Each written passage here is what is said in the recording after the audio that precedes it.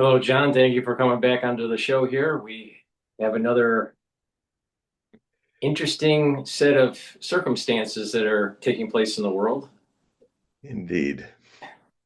So, just to remind the audience, in the description of this video and all the videos I do with John, please click the link that will take you to his website and take a look at some of the periodicals. You can sign up for periodicals. You can also sign up for a reading. We'll talk about what those are. But it's really important that you help support the work that John does. This is a great way to do it. So please click the link. We'll remind you to click the link multiple times throughout this broadcast. But John, shares a lot of information about what's going on in the world, and you can benefit from the wisdom that he has. So please help support his work. So, John, And with and that, also and also you can help right now by clicking the like button. It definitely helps the YouTube bring more people in. And the other thing too that I've forgotten to say that a lot of the sources that online that I follow, they say this also. They say this other thing. They say, yeah, take these links and share it with all your friends that have not seen the show before. If you got friends that you think might be interested in what Paul and I are talking about every other Sunday, share them with as many of your friends as you can. These links, or send them to where they can watch the main link, search link, where all of my things are there. All you have to do is go right in Paul Cottrell, comma John Hogue, Hogue, and that all prompts up. I'm done. so John, I mean, there's a lot that has transpired in the last 2 weeks with the war between the United States and Iran and Israel and Iran, How Israel. many fingers do I have? Right, there's a lot that's going on. So where do you want to start? Well, let's start with something that's a little goofy. Um, although it's not a, it's prompted by something that could be tragic or history shaking. The Prime Minister of Israel, Netanyahu, has not been around in public. He has not appeared in the security conferences in the bunker. There are signs that his house had been attacked by Iranian missiles. I mean, the Iranians are basically, there's also word that perhaps Ben-Gvir and Smotrich, some of the really hardcore Zionists who are pretty vicious people, are either seriously wounded or dead from it. The Iranians are saying, okay, if you're going to play decapitation with our leaders, the Iranians have this pattern. We don't do these things to you until you do them to us, and then we do them better than you.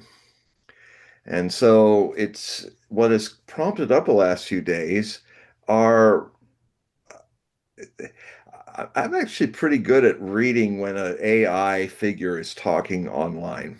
I don't know why, but it's just so there's been a couple videos out where there's Netanyahu speaking, and you can. What has happened is sometimes when he's talking, he's talking like this, and then suddenly he flicks his hand and he has five fingers and a thumb, and then he flicks it again, and it's back to four fingers and a thumb.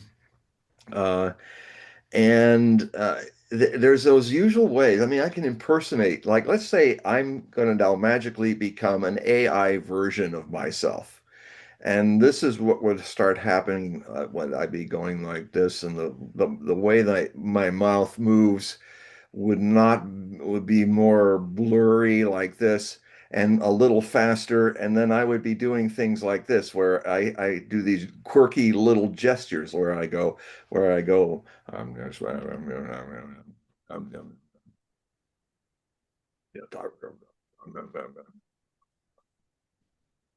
I have six fingers, and and so they whoever did it, so there was a fake of Netanyahu, which just making his first speech he's done in weeks, and and it was not a very good AI fake. I'm amazed at people that do AI spoofs, especially in Israel, are really sloppy about it. They don't.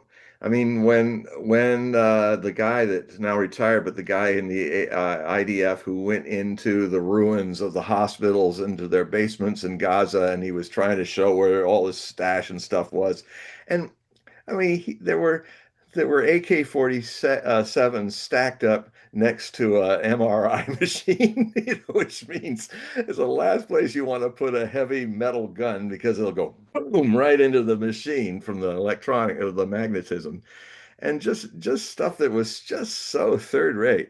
Um, I'm rather surprised that Mossad can be so dumb in those kind of things, but or as the IDF maybe, but anyway. So a new one of Netanyahu in one of the places he likes to go in Jerusalem, West Jerusalem, to have uh, a mocha coffee. And he's there, and it looks better. And this time he's saying, "Oh, look, see my hands? My hands are I have just five fingers, and everything's fine." And then, but then, then there's something so obvious. He's got a mocha coffee that's literally almost bubbling. It's right up to the top of the cup. So even if this were real, even if he was just doing this much of a move, it would be going splat, splat. And then when he does, almost like he looks at you and like, oh, like watch me, which he shouldn't do because that's leading it up. He's taking this absolutely full cup and he does this. And then it hasn't changed. It's the same size. And if he had done that, it would have gone all over him. And so yeah, they got the hands right. You caught us. But then the coffee cup's even more stupid. So um, that is not helping us wondering if he's some words are saying that he's in a coma. Some are saying he's been dead and was killed.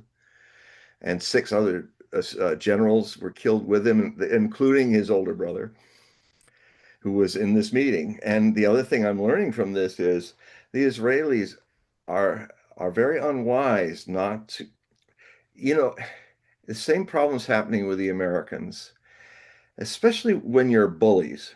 The concept of the bully, and I will just say it outright. I think the Zionist leadership they're a bunch of bullies. And and if you've got a kind of racist mentality, you just don't you just don't have any respect for the people that you consider as Untermenschen, as as goyim, as people, because the Zionist regime is one of the most racist, ethno-supremacist states since Nazi Germany. And the Nazi Germans used to talk about the same, in the same disparaging way of the subhuman Bolshevistic Jewish Soviets, in the Soviet Union. And in a way, there's a parallel here because, um, Netanyahu and Hitler have a lot of karmic echoing parallels. It's ironic that would happen that Netanyahu, a leader of the Jewish people of Israel, would end up doing what Hitler did to Semites, which Netanyahu doesn't even regard, and Israel doesn't even call Palestinian Semites. Have you ever noticed that? Everybody, how they just anybody who knows the basic ethno history of the Middle East knows a bit of their Bible, knows that the seed of Abraham went to Ishmael, he was the founder of the Arab race and the Hebrews. So, and I've said in earlier shows that one could argue the earliest statements attributed to Yahweh, to the Lord of hosts, talking to Abraham when Ishmael was already born and already in his late teens, ready for manhood. This is before Sarah became fertile again, and then Isaac could be born. But that's the famous part where all these areas between the two Euphrates and Nile rivers would be the land of his seed. Now, his seed at the time was Arab.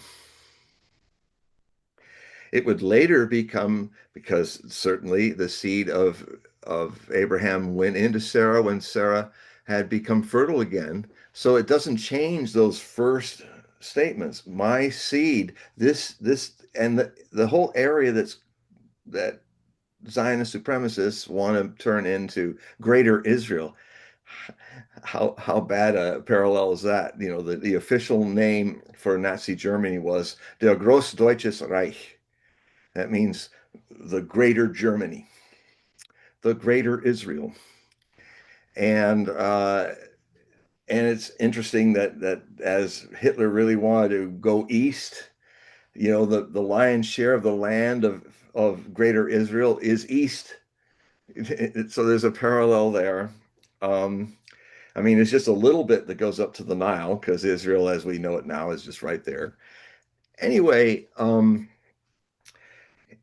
God said, as I understand it, all your seed, which means the Arabs and the Israelis and the Hebrews, this is your land, not just one, not just for the other, not one saying we're superior Semites than you. In fact, we feel so superior that we don't even regard you Palestinians and Arabs as Semitic, which is a classic sense of racist denial.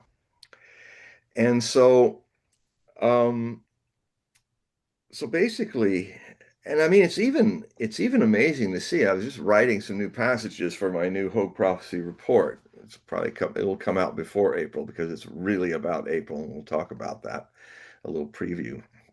But I've got links to shelters in Tel Aviv where where Christians and Arabs are wanting to come into the shelter, and there's a gatekeeper there saying, you can't come shelter, you're not clean. And he's actually saying that, and the woman's saying, who's a Christian, says, let us come in. It's and the guy just takes, he doesn't touch the man. He's not man enough to get violent with the man. He knocks down the woman first. And then the Christians are they just, no, no, no, wait, calm down. The Christians are trying to keep this, he slapped me on this side of the cheek, I turn the other, but calm down, calm down. And, um, and yet at the same time, I just put a bunch of links in where, if, back to the parallel of the Soviet Union, I just get back into that. And when I make this other point about that, is how arrogant people in a collective bullying way do not respect their enemies to their great peril. The people who they identify. Not that the others saw them as enemies, but I mean, if you're waging aggressive war, I mean, this is what the United States is doing. We are literally doing the kind of aggressive war in the Middle East that got Goering hung and the surviving Nazi leaders hung at the Nuremberg trial. Well, Goering actually had the cyanide pill and escaped that fate. But the whole concept of aggressive warfare was the very root to the unique in history judgment at Nuremberg, where they were going to try to make it official in international law that to choose to fight a war against other people aggressively is um, uh, is immoral, because all the evil comes from that. If you're lawless, and remember that thought, because I'll tell you, there is nothing that President Trump has done in this whole process that's legal, and he hasn't even consulted Congress. And Congress is not pressing him to do that because most of those people, from several hundred thousand to several $1 million apiece from AIPAC, are completely bought and sold and are basically not our representatives anymore. They are Israel's representatives. So so you've got a situation where Adolf Hitler, like Netanyahu has been a gambler, just like Adolf Hitler. He has a great parallel to that. And Hitler and they're both madmen, both psychotic, mad human beings. And what Hitler did was that Netanyahu and Hitler did the same thing. They got lucky because they did mad, unpredictable things. They didn't act in their military moves or political moves like moral, sane men. You know, when people are usually invited to negotiate out a crisis, people come with their delegations. They never expected that Netanyahu would murder and Trump would encourage, yeah, yeah, come to Oman in June. He said last June, he said, come to Oman. Yeah, we're so close, and it's true social. He's saying we're so close to having a breakthrough, just encouraging the Iranian delegation to return. The following night, he killed them all and their families with uh, with Tomahawk missiles. Um, and Netanyahu has been the same. He said, "Yeah, we'll make a negotiation of peace," and he assassinates people. You know, Netanyahu makes sure that the head of Hamas, when he went to be there for the new president, Pezeshkian of Iran, who's in Tehran, he got assassinated. They made sure, with Mossad's help, MEK, CIA, ASIT, used some kind of drone that they launched a block away. And in downtown Tehran, where official guests live when they're visiting, Hania was killed. You know, this whole thing started when, with no reason, Israeli jets launched in April Fool's Day 2024. This is when this missile war began. I mean, this 12-day, when people call that the 12-day war that happened in June, no, that's the 12-day campaign of this slow escalation that happened and it was started by Netanyahu and the Israelis. They flew into Syrian airspace, launched two missiles that hit the Iranian embassy and killed a bunch of people. Now, if you understand it, any embassy is actually the ground of the state. So if you blow up an embassy, in international law, that means you have gone to war with that nation because you blew up their territory in that city. And so the Israelis brazenly did that, killed a bunch of people. And then the Iranians, a few weeks later, began the first demonstration, which ended up being four demonstrations of what they can do with their missiles. Very measured. You know, they did it in the latter half of April. And then they did it again in early October of the same year when another bunch of assassinations happened to a lot of Hezbollah people, and they responded with an even more forceful. And then finally, in June of 2025, um, when they did the first decapitation attempt to take out the Iranian government and scientists and all, then that was a complete Pearl Harbor, but it was also a wake up for the Iranians. They finally realized this, we have to fight these people, not talk to them. We have to fight these people. These people are out to destroy all of us. It's an existential threat.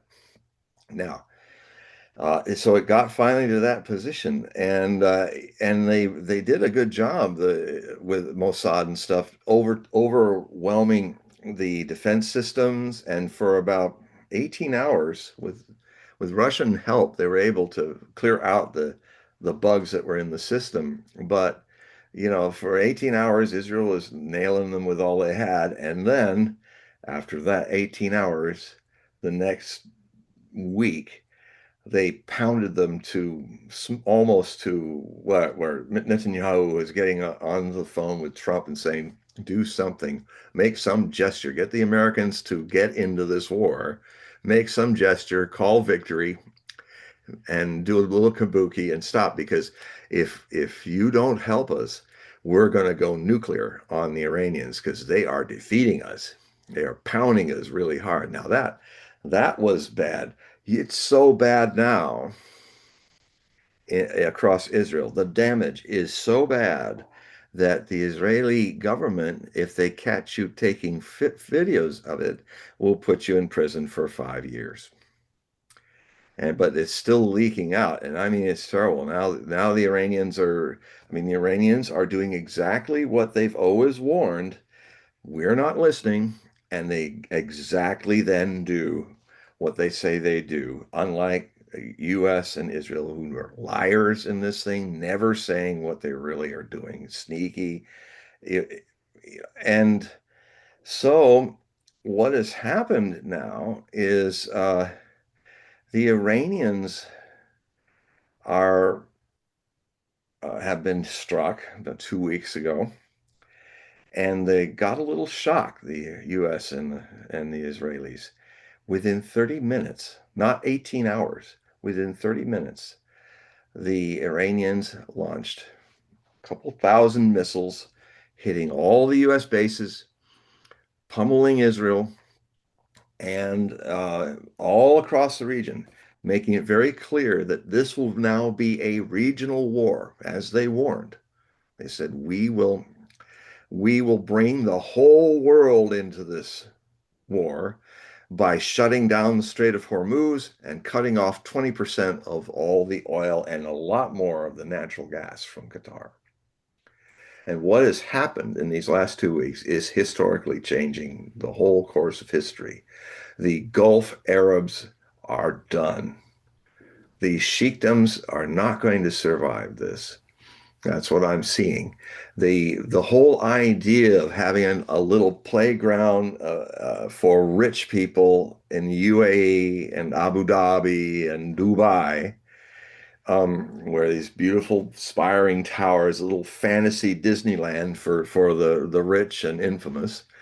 Um, the idea of them having safety, no taxes, everything's safe. We're safe here. It's clean.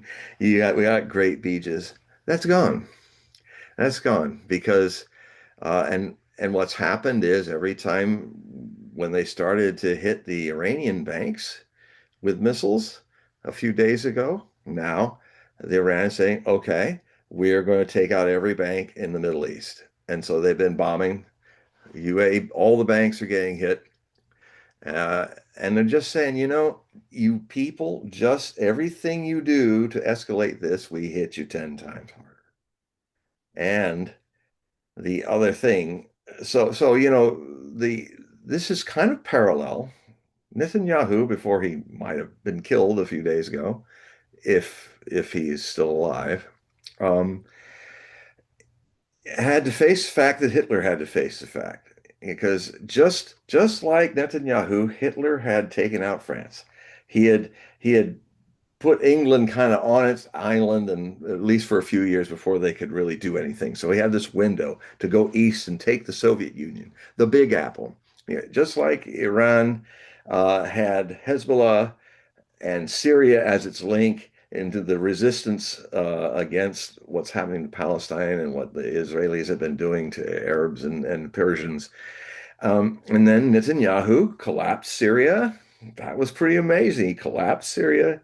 He got Nasrallah and decapitated the leadership of Hezbollah in southern Lebanon. Now he's going to try to take South Lebanon, as I predicted he would, as part of the greater Israeli expansion, like he took all of the Golan Heights, including all of its strategic reservoirs, into Damascus. Um, so so he literally a few weeks ago, before this war started, Netanyahu openly stated, said, I have been waiting. This has been my dream for 42 years to finally finish this whole thing.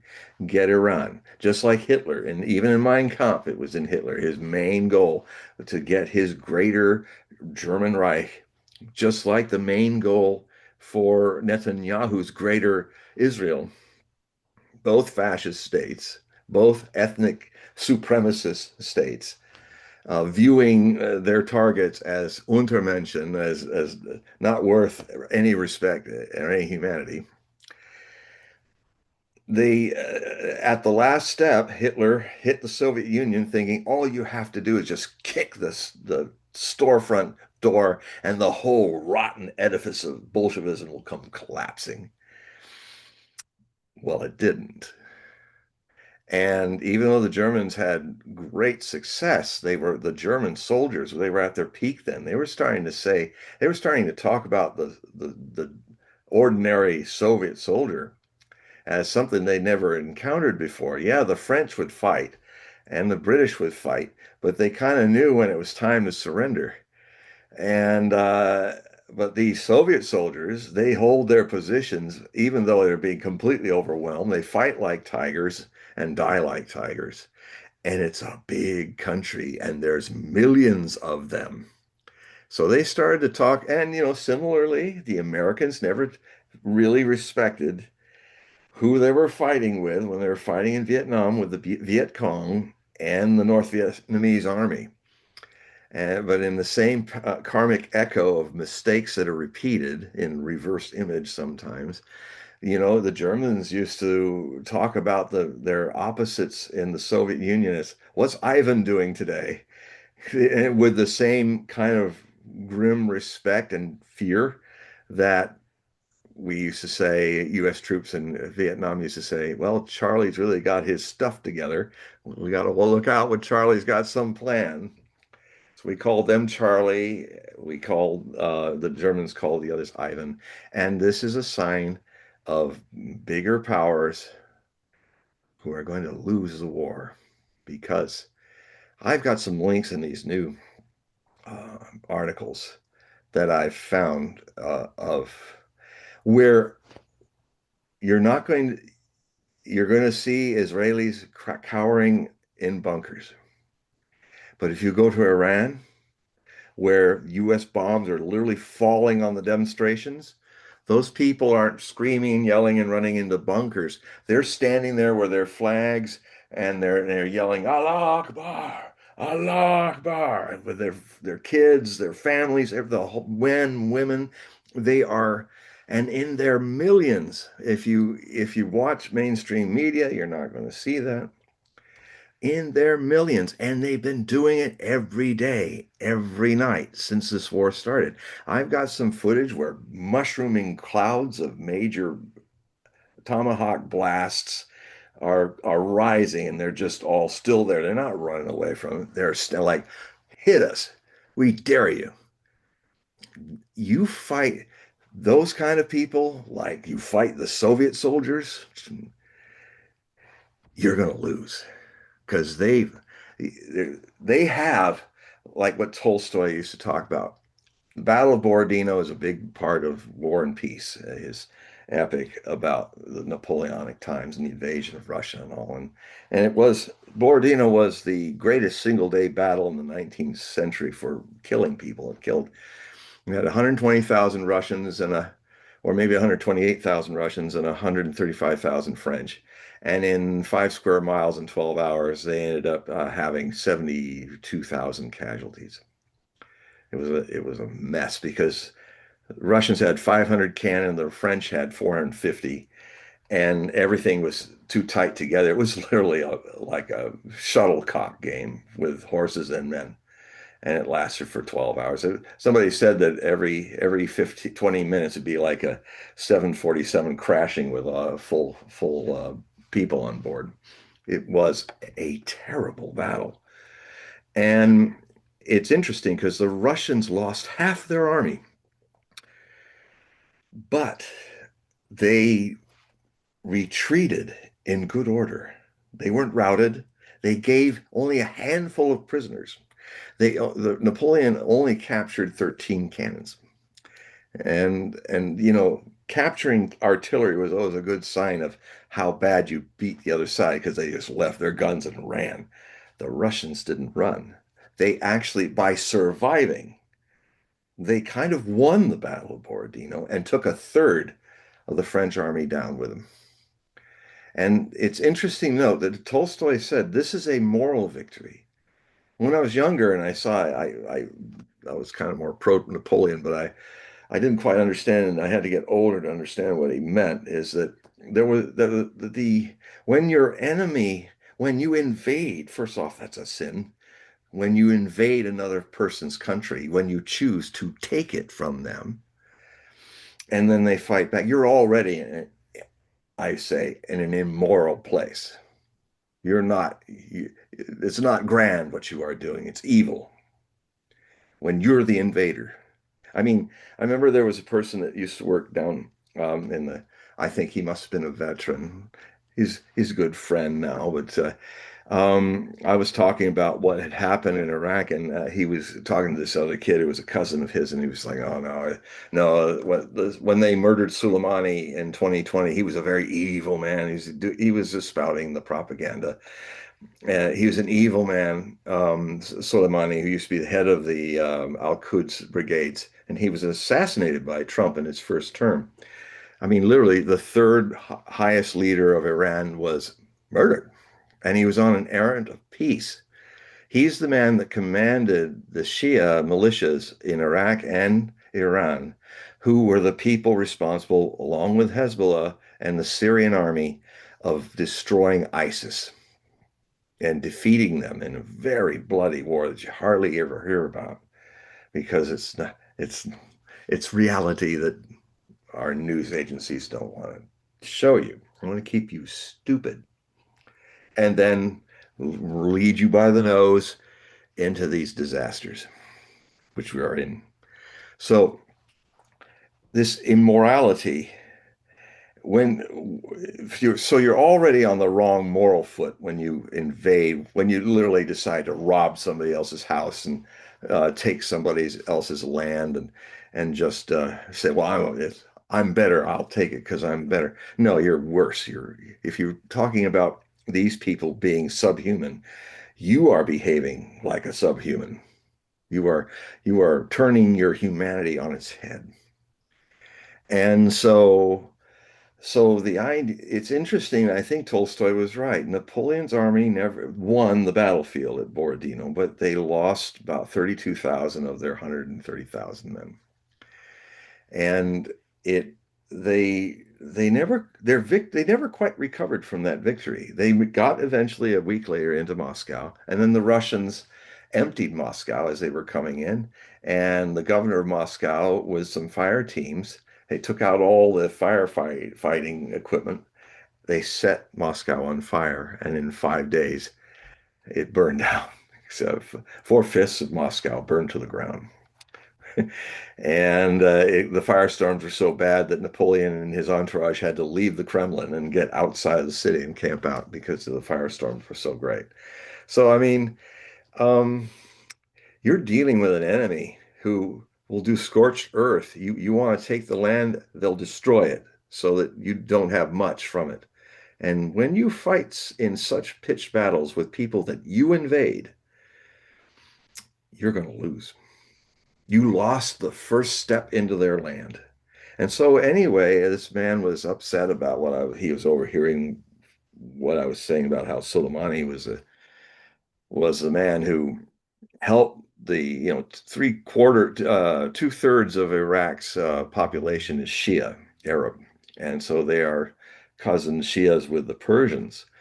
And so what he was saying, well, this guy killed a lot of Americans. Yeah, he did. He was the guy that improvised the shaped explosives that blew up a lot of Humvees and blew up a lot of armored personnel carriers. And yes, many hundreds of Americans. But look at it from the Iranian view or the Iraqi view. Let's say this is an argument, if we put it into the American Revolution argument. You have somebody who's pro-British American, uh, which there were many. A third of the people in the 13 colonies were not for the revolution. And he was saying, oh no, George Washington, he's a terrible man. He's a horrible man. He killed so many of our men. And I would say, you mean he killed a lot of redcoats, right? Men wearing British redcoat uniforms who were invading our new country, who were invading our new country that declared its freedom, and they were coming to bayonet and burn us down and all that. You know, an army of occupation. What were we doing there in Iraq in 2003? We invaded their country. They didn't ask. There was not a faction in Iraq that said, please save us from Saddam Hussein. We made a choice and we invaded Iraq. And we then, after invading it, we disbanded all the government and social services because they were run by the Sunni minority, which Saddam was part. Now, Sunnis in Islam are the great majority. There's 2 billion Islamic people. There's 260 million Shia. Most of them live in northeastern Saudi Arabia, where the oil is, or they live in Syria, the Alawites, or they're Houthis, Ansarallah, in Yemen, and but they mainly live in the Persian regions of Iran. And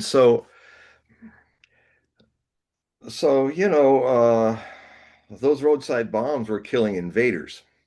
The fact that they were our people, yes, that's sad. But then, why the hell were we there? And did it help the place? We were in a quagmire for 8 years. We wiped out $4 or $5 trillion of the U.S. Treasury. That was the beginning of this disastrous road that we've now come to the climax in this new war of choice the United States has done. Only in this case, our leaders haven't even gone through the motions of being civilized about it. I mean, Trump just had a brain fart one day and said, I'm going to invade. And the Congress kind of goes, okay. And then no procedure was done. There was.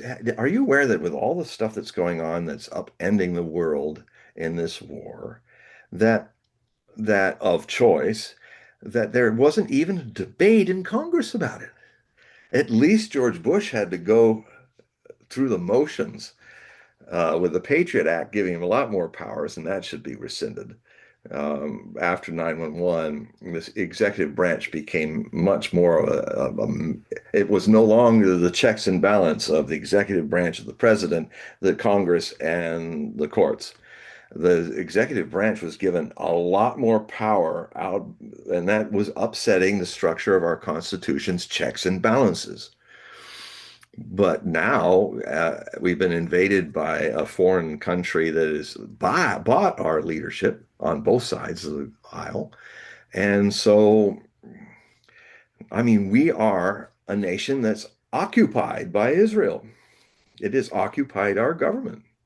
Our executive branch and congressional branch are completely bought. And you can just type in, and you'll find out. Just type in, well, how much money does every that APAC is using as a front for Israel has given to all the senators and House representatives. And if you'll see the whole list of how much money that they've gotten, it's jaw-dropping. It's just like literally they've bought our government. So, if you wonder, and it's kind of scary because if people say too much about it, like Charlie Kirk at the end of his life, he was saying, man, and he loves Israel.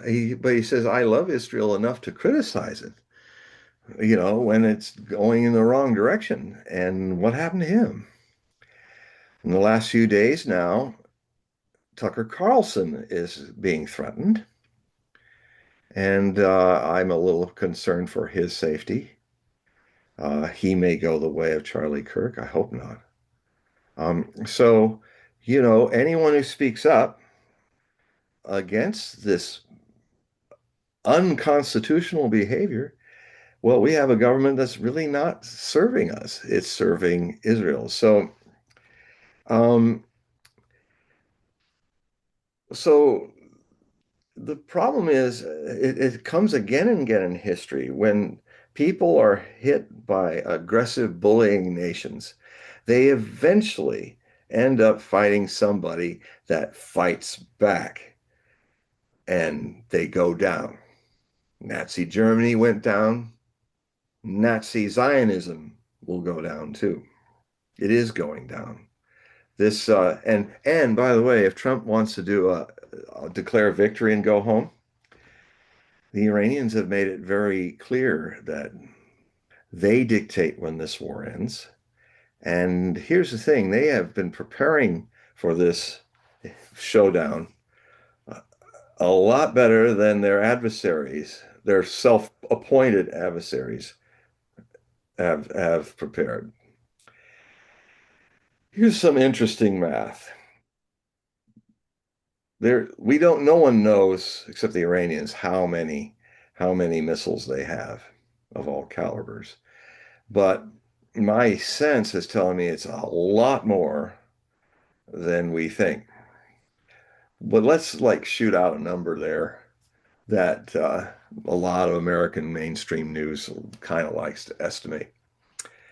Let's say there's 20,000 missiles. And if we look at the rates of missile fire that happened in the June war, you're looking at around 3,000 missiles used a month. That means they're not going to run, they can fire day and night on Israel, on all the US bases until they're literally gone. And most of them are just ruins now. So devastated. And you know, we're in a position now we can't afford to rebuild them. I mean, literally, the Iranians are they're saying openly, we will not stop until the Americans leave Western Asia entirely. Otherwise, the oil spigot is off. And they have 60% support of the rest of the world that are really sick and tired of America and Israel and what they're doing. The world global majority is against us because we are the bad guys in this. Now we can live what it was like to be Nazis with the whole world fighting us, with our wars being illegal, unconstitutional, and bestial. And you know, it's like, I'll give an example. This war started with an atrocity. It started with down in a Iraqi town that's in the Strait of Hormuz. It's in the Persian Gulf, and there's a naval base there. And for the naval base has been there. Well, the school has been there, and the naval base has been there since 2016. But what happened was, and Scott Ritter is my source for this because he knows how people researching things have changed. When he was an intelligence officer, there was more hands-on human eyes and human reasoning. But since AI has come, the the human eyes that can recognize too many fingers on a hand, where the machine doesn't, and many other things that are very key to the information not being accurate. Um, AI is taking over intelligence work. Give you an example. What will happen now is the AI program will be set up so that it will look at certain dimensions of buildings, and then those buildings will then be called by AI because of their size and how many people they can hold. They must be barracks. Do you know why the Iranians have closed all their universities and schools?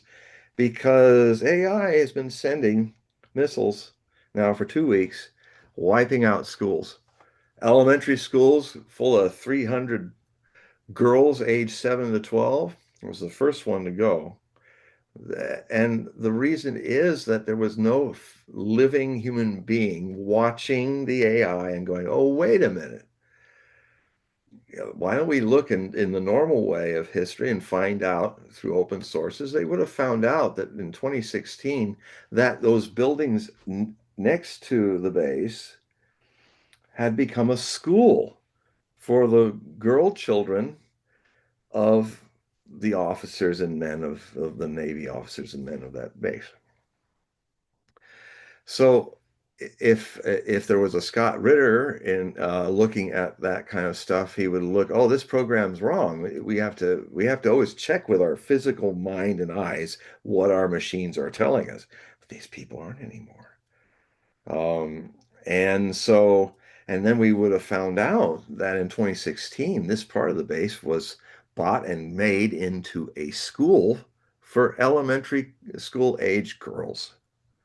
And it was not part of the base.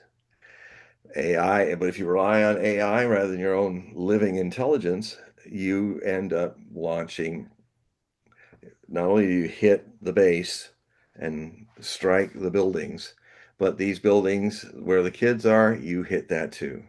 So the first wave of Tomahawk's missiles came in and they destroyed the school where the girls were and the teachers. The survivors trying to carry out the wounded and the kids and all freaking out and they're bloodied and they're carried them to the little mosque, the little prayer place that was where the girls used to go pray, doing the 5 days, the five prayers. And so we're doing this all over Iran, the double tap, which is really vicious. You take down a building, and when the people are trying to dig out their families, and when the ambulances and the firemen are trying to help and pull people out, we make the point of hitting it again with a bunch of missiles to kill all those people. We're wonderful people, aren't we? We're This is just disgusting. And this is how we do war now.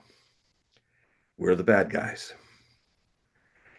And so the people that survived the first strike were all killed in the second. And not only that, but they had been calling on the phones that were still working for the parents to come and get their kids out of this target zone.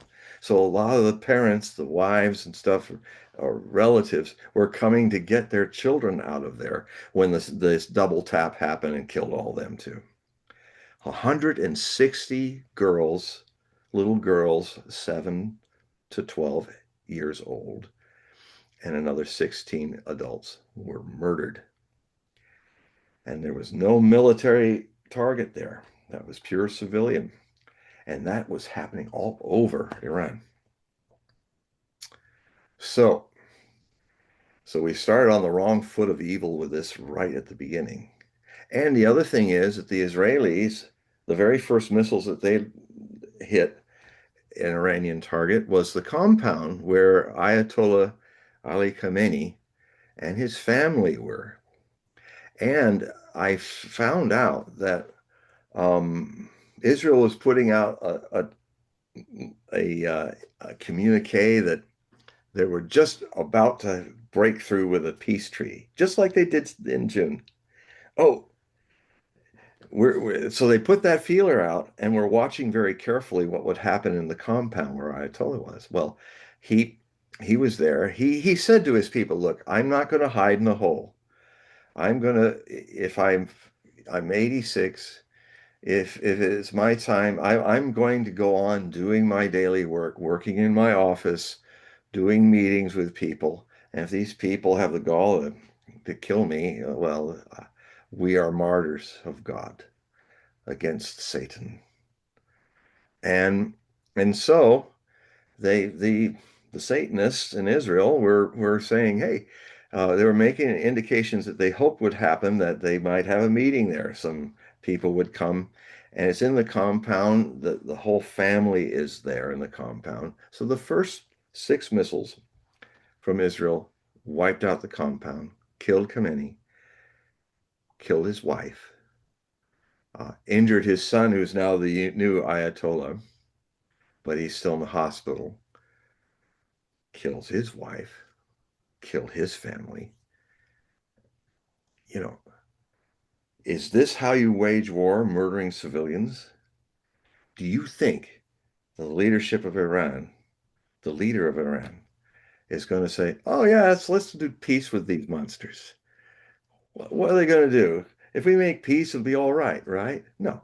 What's been happening is there's this cycle. If you don't totally defeat them, that's the only thing that's left. So we have unleashed, we have done with Iran what the Japanese did to us. If you want to get some idea of what's going on here, in 1941 in Pearl Harbor, when Admiral Yamamoto was on the Yamato with his staff, and they were getting communiques of the strikes on Pearl Harbor. Tora, Tora, Tora, Tiger, Tiger, Tiger was the code to go in. That means that they caught the Americans completely by surprise. Now, what was going on in Washington? You see, the Japanese naval officers and army officers were, in their own way, were following the code of Bushido, the code of the warrior, the samurai code of honor. And in Bushido, a samurai never ambushes somebody. He comes forth and said, "Prepare yourself," because it's below him and the honor of a warrior to just sneak up on somebody. That is, if a samurai did that and was caught, he'd commit suicide because he's not worthy to be a samurai. So Bushido was in play, but and so the Tomura and his team in the Japanese embassy were trying to type out on a Japanese from Japanese to English the declaration of war that was supposed to be delivered to the Secretary of State of FDR's government before the strike happened. It was a modern 20th century way of saying, and we're going to honor ourselves by telling you we're coming before it strikes. But what happened was the typing took longer than normal, and the Secretary of State purposefully was late, made them wait. Uh, so for a long time, and what happened was the declaration of war was sent 45 minutes after Pearl Harbor was attacked. We lost over 2,000 sailors and Marines and Army and killed and 1,000 wounded. It was, and all the battleships being sunk, the Arizona blowing up with most of the dead were from the Arizona's magazines blowing up. I mean, if you watch Tora, Tora, Tora, the movie, it's really quite accurate to what happened, and especially the scene where Admiral Yamamoto is, they're all praising him, his staff, and he just seems rather reserved about something. He knows something. They all calm down, says, "Thank you. I just have heard word that our message to the Americans, our declaration of war, was not tendered to them and before the attack, but 45 minutes after we struck Pearl Harbor." And suddenly all the celebration just cools down, and they all know what this means. And he says, "I cannot imagine." And he lived in America. He was a military attaché in America, so he spoke English. He'd been across the whole country and learning what. In fact, when the war was starting, he was telling the leaders of Japan, he said, "How many cars do we make? 120,000. They make 800,000 cars a year. They have a power of economy that we don't have. And if we're going to win this war, we have to strike fast and hard, and we've got to beat the Americans in 6 months, or we will be utterly destroyed, because then they will bring their economic industrial power." Because, America at that time was like China is today, the superpower of economics, huge factories and all. The rest of the world was behind them. So, and we did take them down. But he said, "I can't imagine something that would make the people of America more angry than us like attacking them by surprise." And he said, "I fear that we've awakened a giant, which will be now given a grim resolve." And by God, in from 1941 to 1945, the very ship, the Nagano that they were in, I think it was a Nagano. Yeah, it was a Nagano. Not the Yamamoto was not built yet, but anyway, that ship was sunk in Tokyo Harbor, just half sunk in the harbor. Yamamoto was killed. All those officers were killed. Japanese armies were destroyed. The last two cities left standing, Hiroshima and Nagasaki, that were not bombed. All the others were bombed, burnt down. They used them, the Americans used them as a demonstration to Joseph Stalin. That's what Truman was trying to do, demonstrate to Joseph Stalin that we had this super weapon and to scare him. Stalin just puffed his pipe, went, interesting, because he already knew about it. And Truman literally delayed the Japanese after Berlin fell. And the Japanese, now they're all alone, Hitler's gone. The Japanese were going through back channels to the Secretary of State saying, look, we're ready to surrender. We've lost this war. We just have, we'll surrender unconditionally except for one thing. Please leave our emperor on his throne. You know, that's our only request. And we'll end it right now. That was May 1945. June, July, August, September. It went on for another 4 months, not because it needed to, but because Truman wanted to wait until he could play with this atomic bomb or two to make his point to Stalin. And he didn't give a damn that it killed millions of hundreds of thousands of Americans and millions of Japanese. He had to have his little ego trip. That's why I always wondered why my master Osho used to call Truman True Monkey. And he was, as far as I think, he was a disgusting man, and for what he did. But then again, a lot of racism in the world. Even if you watch the series The Pacific, which is kind of Band of Brothers in the Pacific version, it really shows to what extent racism dominated both sides in the Pacific theater, just like it did in the Eastern Front, the two most vicious fronts of World War II. So we're being we're being guided by our leadership into disasters that are going to affect your lives. Everyone, every American is going to have their lives changed by what is going down in the Straits of Hormuz as they have been closed. They're not actually closed. I actually predicted that they wouldn't be closed. I predicted that in my last report that the the um, the Iranians would well, there's two things they've said. They said if you're not a friendly nation, we'll let you pay for your oil, but not in US dollars, in Chinese yuan. If you pay it in Chinese yuan, you can take your oil and go.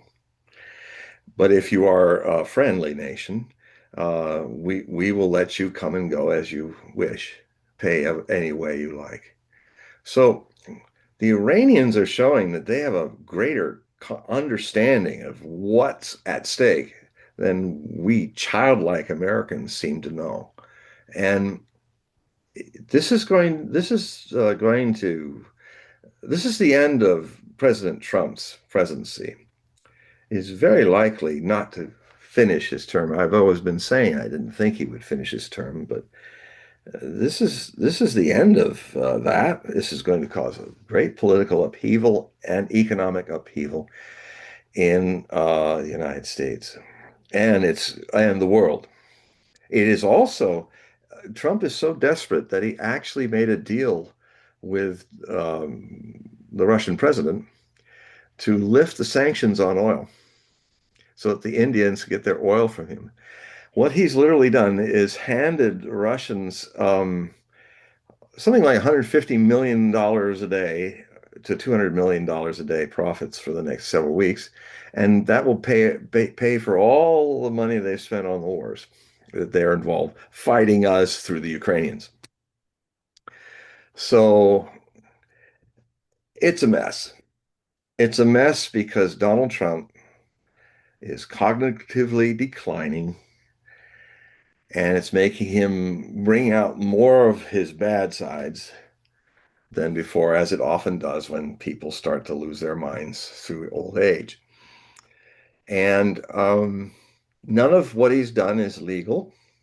None of what he's done is constitutional. He's He's a man that's openly saying, and I think it's certifiable for the 25th Amendment, he is saying, well, my morality is, I trust my morality more than the law. What morality? That's why we kind of jokingly, it's kind of gotten all over the world. He likes Operation Epic Fury. He says, oh, that's a good name. I like that name. I really like that name. That's good. Well, um, what most people are saying around the world is it's Operation Epic Epstein. I mean, it's something that started one of my sources in Iran is where I first heard the ideas. They just call this American regime the Epstein regime because, and then, chased by the fact that the first people they kill are a bunch of girls. Epstein is not what you would call a friend of womanhood, but an exploiter of womanhood. Well, so it's now the whole world's looking at us, and a lot of the alternative media is calling Trump the head of the Epstein regime. And maybe he is, why he's bought off and sold. They've got him, they're blackmailing him somehow, but he stepped in and did all that immoral stuff. And here we are. So are there any questions or comments? There are quite. There is a question here, John. Do you feel that this is the end of the American empire and the petrodollar? Yes, it is the end of American empire, and it's going to be a rapid decline. The rapid decline, and watch what's coming next month. Um, I call the chapter of the new Hogue Prophecy Report the Apocalypse. The apocalypse. It's a tongue twister, but the like April lips. It's April is going to be apocalyptic. Very possible. We may not get through April without nuclear weapons being used. This is the window, since their atomic bombs and nuclear weapons may actually be lit off. The problem, if I can keep it as succinct as I can, is conventional means of waging war that Israel is using and exhausting, and the United States is exhausting, is literally creating a situation where the level of we're taking THAAD radars and batteries out of South Korea and putting the others have been destroyed. I mean, the multi-billion dollar radars have been taken out by the Iranians to the point that the whole area is blacked out. And people that are hearing the alarms in Tel Aviv are hearing them 1 minute to 5 minutes before the missiles come down when they had 20 minutes, 10, 20 minutes. Um, the Iranians have systematically taken out all the radars, very expensive stuff, and would take years to rebuild. The port where the Fifth Fleet is in Bahrain is toast. And they're taking out all the banks because we were taking out their banks. Um, Trump is what hour it is when his new plan is. There's no plan. They're improvising. They walked into this thing basing all of their moves, including the Israelis, on what they wanted to think their enemy was like, not how they are, just like Hitler did with the Soviets. And it's not working. Um, Racism has its karma. If you view your enemy as subhuman, you're not going to recognize your efforts to be yourself subhuman, and you'll get yourself in big trouble. I mean, we're talking about levels of defeat that has not been seen since Nazi Germany was taken down. Only it's us now and the Israelis. The survival of the Israeli state may not make it through next month. because it's what can I say? It's just when the Israelis bombed the storage oil fields that were outside of Tehran, and that unleashed an apocalyptic pall of black smoke. It literally blotted out the day. And it looked like right out of the apocalypse. And then a rainstorm mixed with it. And 13, 14 million people of Tehran were under an acid rain of black rain, of oil rain, uh, toxic, putting everything under toxic rain, all those millions of people. So what did the Iranians do? They took out Haifa's oil reserves of the Israelis. It's all gone. They started attacking somebody. UAE allowed some missile to go and hit some American missile, I suppose, to hit the water purification installations that are used by Iran. So Iran said, okay, they took out their water purification systems in UAE. In another week, they might run the Gulf states, the Emirates, might run out of water and food.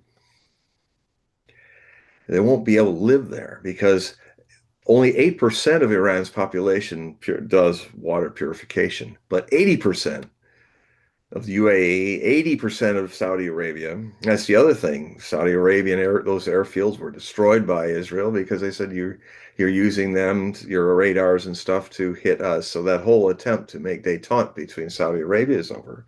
And now Saudi Arabia is which is intriguing in a sense of Nostradamus' prophecies because I consider the crown prince now for the last several years to be after trying to find who might be Mabus, Mabus, the third and final Antichrist.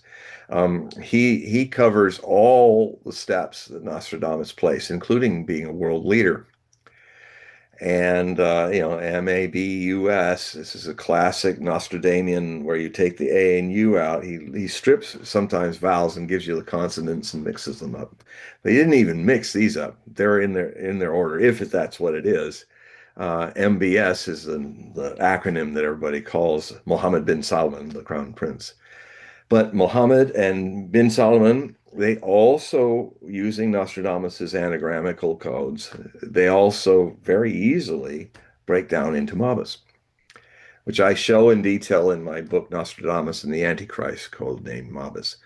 Now, I was updating that book, but I kept feeling I got to stop updating it because something is about to happen that's really going to be the final act of the third Antichrist, whoever he is. If he's Jolani, who's creating an Islamic state out of Syria, killing hundreds of thousands of Christians, or it's bin Salman, the crown prince who will become the Arab king anytime now. And so I've stopped working on that. I'm gonna have to wait. If we're all still here after this war, I think we'll be here, but I can't really. I think the final act of him being the third Antichrist is maybe coming now. So I had to put that one aside and keep watching because if he is the person, then it, Napoleon and Hitler, Napoleon or Napoleon and Hitler, who's called Hister, they died at the end of their empires. But Third Antichrist is unique. He's one of the first casualties of what would be a 27-year war that is triggered by his annihilation, his physical annihilation, which kind of sounds a bit modern, like had a missile go through his window or something. Because like destroyed his body, everything. So, and it happens during a time when there's a great unraveling of the world of people and animals, climate change. And he only uses that phrase once.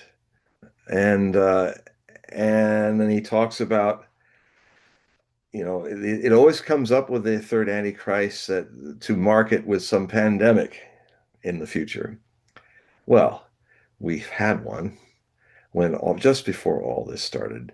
The other thing too is that the prophecies of Nostradamus, I think it's Century 9, Quatrain 55, um, where he talks about when there's this great pestilence when the West is preparing a war to wage a war, and it's kind of left open, but obviously, though, if the whole West is starting to prepare for waging a war, it's against the East. It's not against the South. It's the East-West clash of civilizations. So I contend. Now, what's interesting about that, we had the pandemic. The pandemic's cure has probably killed more people than the pandemic itself.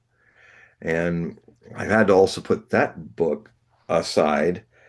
I finished most of it in 2020. But I had this remarkable book. It's really in the clear. Nostradamus, as the plague doctor he was saying stuff. And I'm not somebody who easily just follows the shape in the cloud that I think is what the cloud is about, the cloudy verse. It's what's kept me a long time popular in this field. A lot of people consider me the number one authority living in the world today on Nostradamus. And it's because I don't fall into the traps that most other my colleagues fall into, where they just are looking for what they're wanting to find unconsciously. I don't do that. But I was really shocked to see how so many things were in the clear about the pandemic in the early 2020s. And also hinting that man-made plagues that were even greater would come out of it. The estimates are that the the cure, the vaccine, has killed as many people as World War I all across the world, and it's still going. It's possible that a lot of people who took too much of the cure are almost assured to have short lifespans, lose a decade or two. There are turbo cancers and other things that are coming up that are just hitting young people, children and teens and young adults, the kind of cancers that only hit when you're old. There's a lot of, and this book is so kind of controversial because of its accuracy. I had to sit it down and wait and see if I could just back it up with a lot of data. And I almost got it published, but now we're turning into another kind of dark witch hunting period where even the data, even if you're somebody who's got the data, Amazon will probably ban all my books just because of that. So I am going to publish it, but it will only be published through my own publishing house and be available through my website. But so anyway, so what was the other question or comment that somebody wanted to make? Well, New, that's his handle. New Uh, had a question. I'm old. He's New. Okay. But his question is states, do we have balls to face our enemy? Well, I'm going to kind of rephrase this question that he wrote here.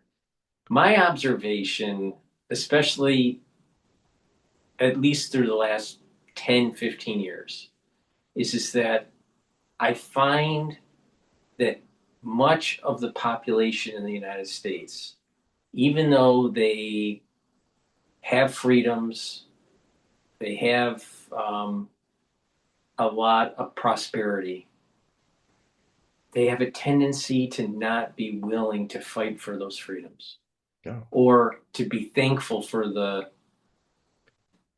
prosperity that we have. And there are many people that have served our country that has allowed us to have the prosperity that we have and the empire that we have and have the hegemonic power that we have. My concern is that because of the Iranian war and the news that popped up today about Taiwan and China. China is moving Yeah. ships and jet fighters encircling the Taiwan Yeah. area. I've been predicting that it would start with an embargo like So that this is years not ago. just an Iranian. This No. is not just This is a world operation. war, by the way, folks. This is World War. Yeah, yeah. And let me go to the other side of this. Okay. So Neil Ferguson was asked a question. He's part of the Hoover Institute now. Yeah, he used to be with Newsweek. I So used to I used to consider him a source until he kind of went off the deep end. so he was asked the question: Are we in Gulf War II or three? I guess it's Gulf War three. Gulf War three, or are we in World War three? And he said Gulf War three. I That's think why I don't read him anymore for I think decades. we're in He's World a War three. dummy. I think we're in World War three because you can see if Iran was just contained, then you wouldn't see all these nodal connections Yeah, to other regions of the world. Let me give yeah, you an example. yeah. So, like what you brought up, Trump was saying, well, we're going to ease the sanctions, allow for Russia to sell oil to India. All right. But with that, with higher oil prices, Putin's going to be making more money, and Putin will be able to use that for his war effort in Ukraine.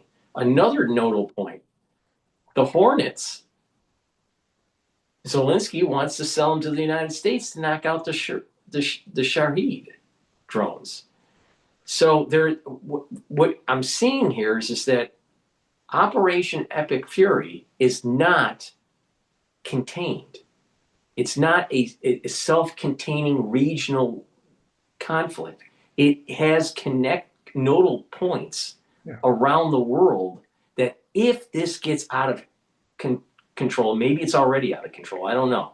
I mean, when you're starting to blow up refineries and oil reserves and all this, the whole economy, the whole world could To freeze up. sabotaging the energy systems of the world, Right. And a lot of people don't realize that our self-destruct. modern society Yeah, is heavily predicated on oil, yeah. plastics, making chips. Our modern society would come to a halt, and we would snap back into the 1700s Yeah, in because a heartbeat. urea is also made out of oil, and that's a prime component for fertilization. In 6 months, we may have 30% less urea than we need to feed the world. Right, right, right. So let's take this one step further. Not just do we have nodal points for, quote, a world war that are tied to Iran and China and Taiwan and Ukraine and Israel and Lebanon, right? Or Syria.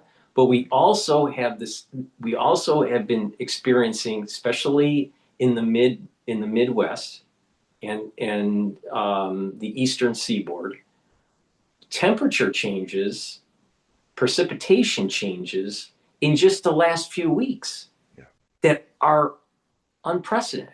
they are. They're rare. Right? This is a very, very rare thing that's It's happening. not so So you rare add in, anymore. It's only right, rare now because yeah, people aren't reporting it, but it's all over the place. This climate is unloading fast. right. So what's happening is that we're having a lot. We're having saturated areas, with precipitation. So we're going to miss the seeding Yep. Growing cycle cycles on disrupted. top of not having the fertilizer That's right. because of this potential shutdown with the refineries. So if the Strait of Hormuz isn't opened up or some other way to get oil out of that region, if that's all clogged up with within a few weeks, the refineries are going to have to shut down. And Yep. that means that within 4 months or so, we're not going to have fertilizer. Well, it So also, people, when you shut down, when you do a force majeure, I mean, a lot of this has never been done before, and no one really knows how long it will take the refineries and the natural gas refineries to start up again. So, Right, right. Well, that's another thing that a lot of people don't understand is that the refineries are fine-tuned for certain types of feedstock, certain types of viscosity of crude. Not all crude is created equal. no, And even if you get the crude out of the Middle East, there's different grades of crude from yeah, Saudi Arabia or from Iran. So when they get their crude, when the refinery gets the feedstock, their refinery is fine-tuned based on that density of crude. yep, So it's not something that you can swap between what the United States has versus what Iran has. So once they shut down those refineries, it can't be booted up right away yep, because you have to slowly you yes, have to slowly turn it back on and then fine tune it to be able to make the downstream products. So yep, if the refinery shut down, it's months to reboot it. yeah. And a lot But of people don't get this. no, most people are not educated. They're functional illiterates, and And even so strategic reserves.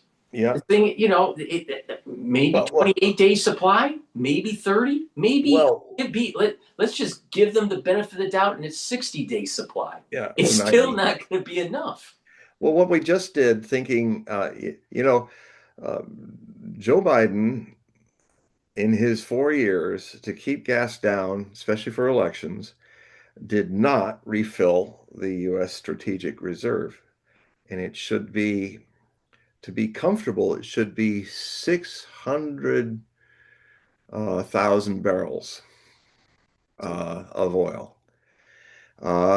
He left it at um, 400 when he left office. Trump said he was one of the many things Trump said he was going to do, but didn't, Right. is he didn't replenish it. Well, And you we can't just put 100,000 barrels into the market from that strategic reserve. So we're down to 300,000 now. And it didn't do anything, didn't change the stock market at all. So we've got idiots running the country. We've got a demented president, the second in a row, um, who, in the middle of an important news conference, suddenly gushed about how beautiful the yellow, the golden drapes were in his office. We're going to have a lot more of those disconnects happening. So for the ones that have been paying attention to our shows, we've been talking about Yep. this Rosh Hashanah and it coinciding with the Sabbath. Yeah. And there is a Jewish law that states that you can't blow the shofar on the Sabbath Yep. for Rosh Hashanah, and you blow the shofar to silence Satan. All right. So when you silence, because it's the new year, you're silencing, so you're allowing for a blessing to come down, some good fortune to come down for the next year, because Yeah. it's the new year. But when the shofar isn't blown, there's a curse that comes down. Yeah. All right. Now, the curse can be at a personal level, it could be at a community level, a countrywide level, or a worldwide level. And if you pay attention to you know, what has been going on in the news, it seems to me that there's so much infighting between different religions, between people within the same religion, between uh, right and left, ultra conservative versus ultra liberal. There's so much infighting that is happening around the world that the blessing that we've had in with modern society and the the the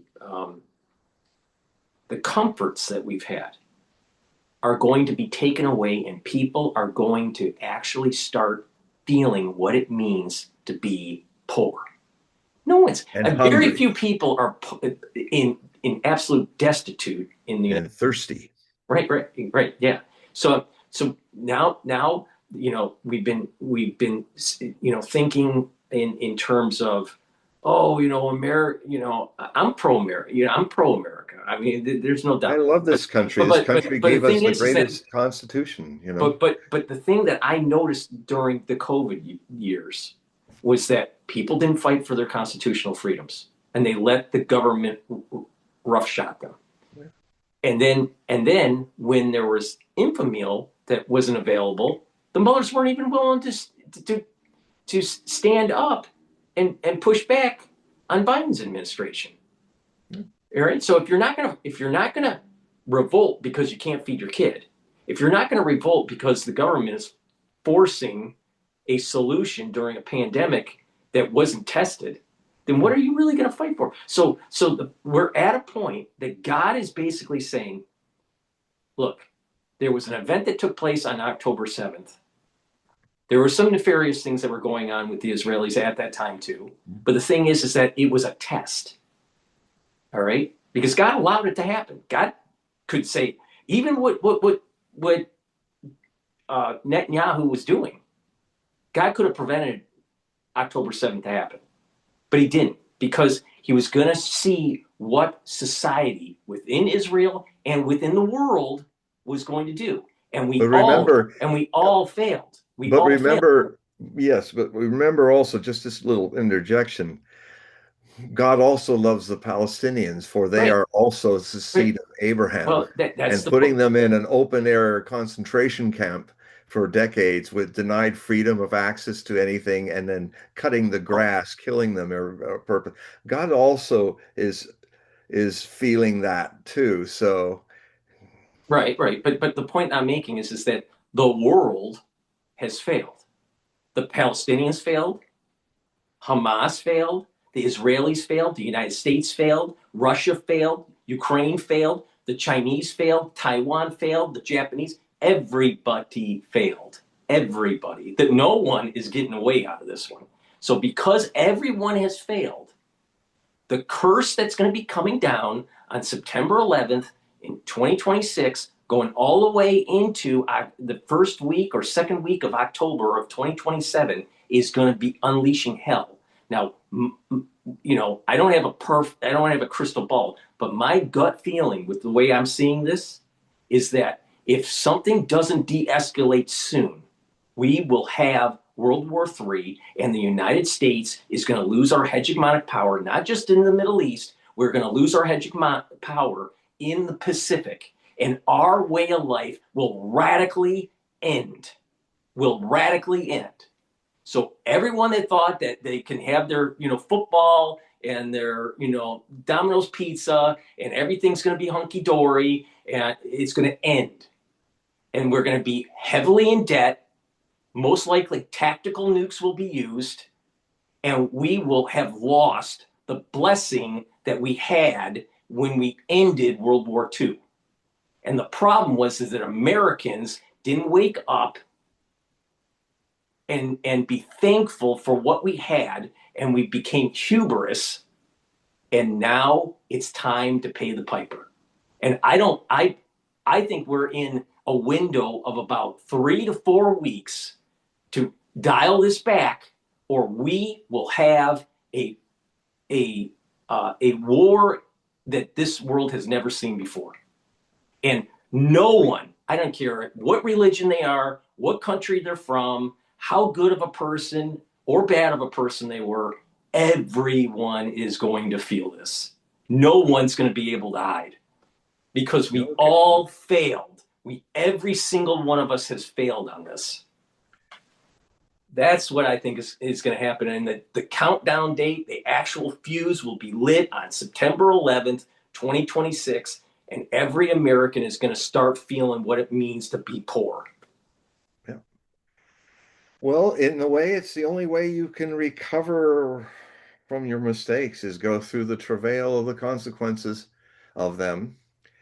And I would say that the impact will be far worse on the West than on the rest of the world because we're so isolated even about this. There's one of the most significant positive things that's been happening is the very reason why the West has tried to destroy it, and that is that global majority has has finally had enough with all the sanctions and the toxicity of the US dollar. They've had enough with us. And they have, in the last several years, set in motion, not because they wanted to, not because they hate the dollar or hate us. The dollar is hateful. It is being used to keep people down. And so, and the people that have been shepherding us through this, interestingly enough, are the Chinese and the Russians. And, I would differ with you in some of this feeling about, there are, if you look at what Russia is like, the real Russia is like, it is a very spiritual country. The Russian people have not made the mistakes that we have. They are still a very soulful country. And I now am seeing actually being fulfilled the famous Edgar Cayce prophecy about Russia being the hope of the world. Now, to say that in is like being Job in Sodom and Gomorrah right now, because trying to find an honest man, because it is. I can feel people going, what, you bastard, you evil bearded weirdo. Okay, prophecy is a dangerous business because if you're good at it, you kind of get the impact of people resisting what you're saying because they have their expectations of how their future should run. We all do that, but the difference between that and an accurate prophet is an accurate prophet has their wishes too, but they have their gift of seeing things. And and if you're more accurate, you will be shunned. Good prophecy always suffers the Cassandra curse. Cassandra was this great prophetess in Greece, and everything she said always came true, and no one listened to her. I mean, I am personally going through some interesting times with places that I've been appearing when all this was far away, when the roaring 2020s was a quarter century away. Everybody just got so entertained, had a nice little fun, like I was a horror book to read, and loving to be scared for entertainment. Until now.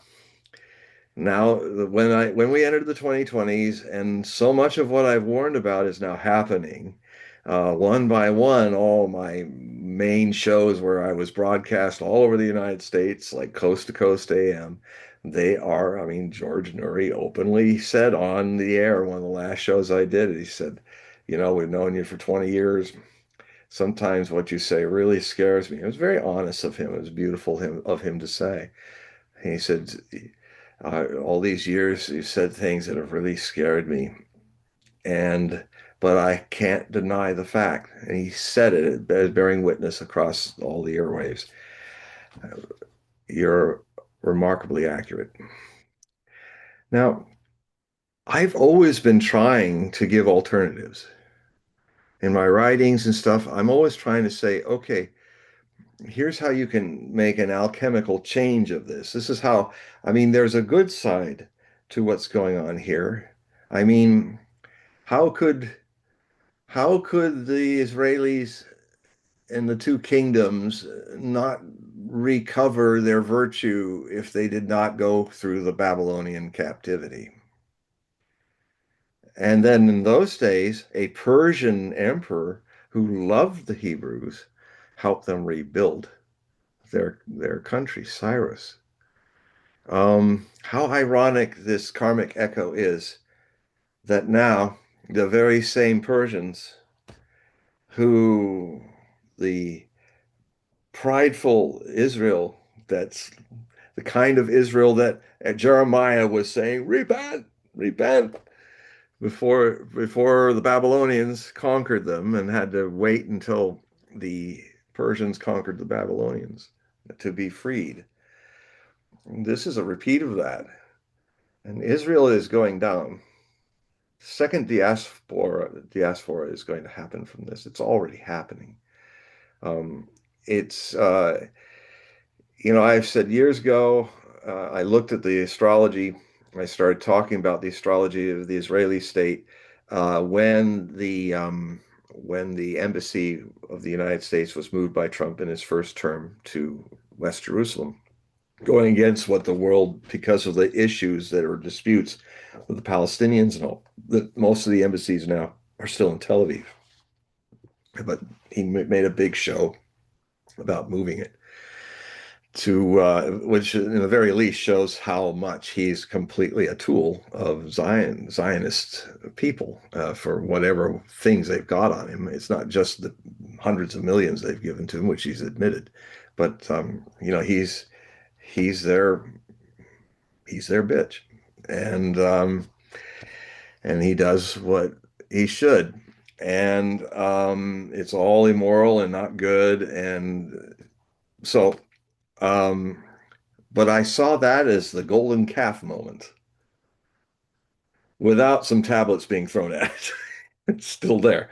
I mean, and I did a comparison of the birth chart of the embassy being set up on that day, on the anniversary of the Jewish state, or just a few days after, I think. And I compared it to the chart of the Jewish state, and I was seeing, I mean, Rabbi Ariel Zadok is a colleague of mine, a very gifted seer in the Kabbalist traditions. You've you've probably seen him on some of the shows I'd be on, like if you saw the show where I predicted the towers were going down in 1996 in Fox called Prophecies of the Millennium. He was also on that show. And before 7th of October started, he rarely calls. He only calls when it's something significant. And so I went, oh my God. So you're feeling it too,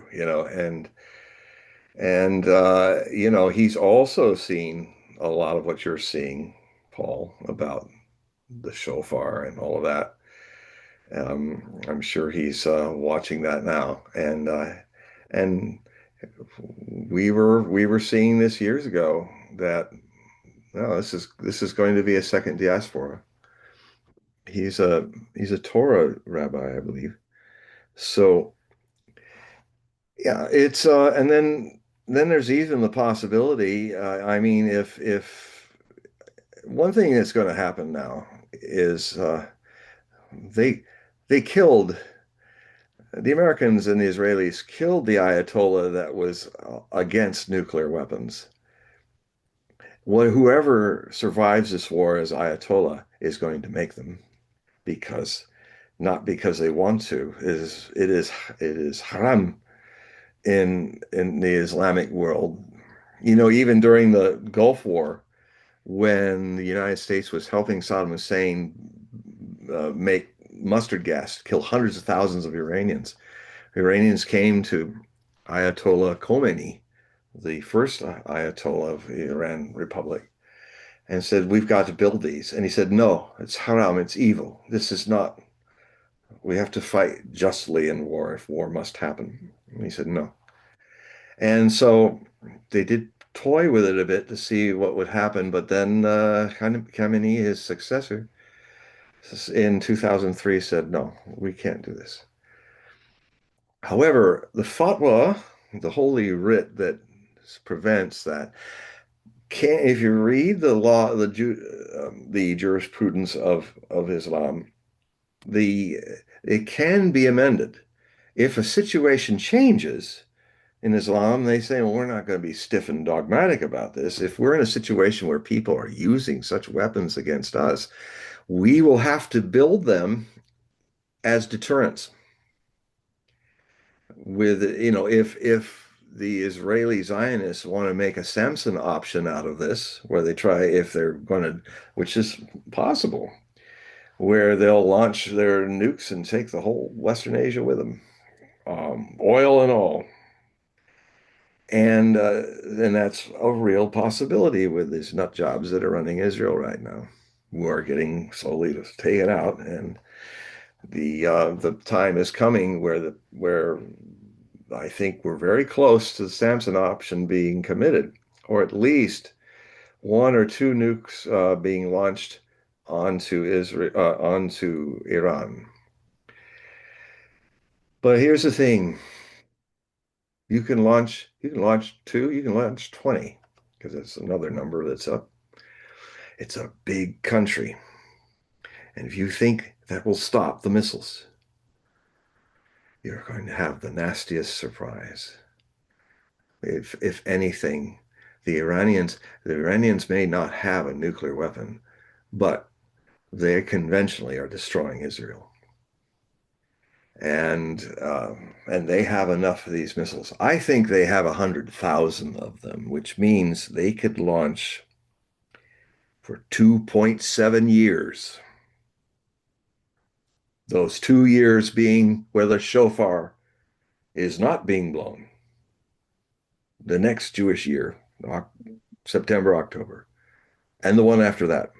And I've been saying to my readers that I started saying in New Year's time in January that these 24 months, these 2 years, 2026, 2027, are a reckoning years. These 24 months will see more changes in human history than in hundreds of years. And it's already now set in motion. And what's going to be a trigger of it, astrologically, which is what I'm going to delve in some more. I already laid out a lot of my so far very accurate predictions about the astrology, but we're not in April yet. So my next set of articles, which will be released before April, is going to look at deeper now, because as we get now in, when your predictions are starting to be accurately pointing to a certain direction, what happens is as events become closer, they become clearer. You start to see, oh, that's what it's about. Now, I've had a long experience of this. I've had it with just the whole Iranian theme. My last set of February predictions were looking at an overview, a distillation with chapter and verse and dated and everything, all the things I evolved on this war with America and Iran and Israel. For 43 years, I saw it. I started seeing it in 1987, 86. And I'm sorry to say that it's been a remarkably accurate road I've taken, and now here it is. Here now I don't like it that it's here, but I have to accept it. It's the burden of being accurate, and it's also a hard thing because you can see it coming. You do your best to help people see it. They don't listen. They can even hate you for it, what you're saying, because they don't want to face things and change the direction they're going. And it's been quite an interesting journey spiritually for me to be acceptant of that. And I am accepting of that. But it's sometimes been hard. And, my life's been threatened by, truth is a dangerous thing for people who are not wanting truth. And what's so key in this stellium that's happening in next month is that for about 3 days in the third week, I think, of this next month, the moon and the sun will take part in it, but they don't have much influence on it, fortunately. What the main core of it is, you've got Mercury, you've got the sun, the moon, for a few days, but the main body of planets in the stellium you got to look at because they're slow and long in this is you've got Mercury, ruler of mind as the message. If it's afflicted, the wrong messages. Um, you've got you've got Mars, the god of war. You've got Saturn, the reality giver, and is only a grim reaper for those who do not want to face reality. So if you're now that grimness is coming because of all this time and energy that you've very eloquently set up a while back there. People will curse Saturn rather than say, "Show me how I got here. Show me my sins, so my limitations." Saturn is not the limiter of truth. If you feel cornered and limited and by Saturn's five, it's because you're not on the right path in your life. You're not centered in your life as you were have the potential to be a Buddha, to be an awakened one. No, you hell is what you make of life. For the Buddha, it's a paradise. For the sinner, it is hell. John, let me just interject here. Something that popped in my head just while you were talking was Trump is has a tendency to be overconfident.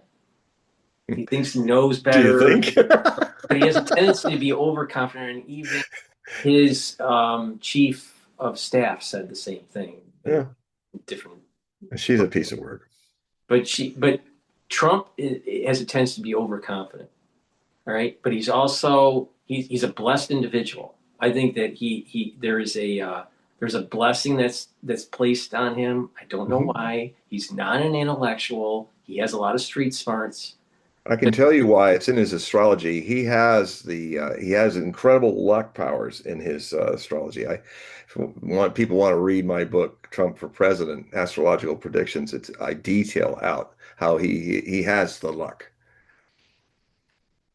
Maybe you see this in the chart too, but my feeling with Trump is that because of his hubris, and he thinks that because he was successful with Venezuela, that he'll be successful and it was going to be a short operation, knock out the supreme leaders, and then the IRGC would just fall or collapse. Well, it didn't. And because of his hubris and the luck that he's had all of his life, it was a trap that set this in motion where that if he tries to pull out, he personally will look like he failed.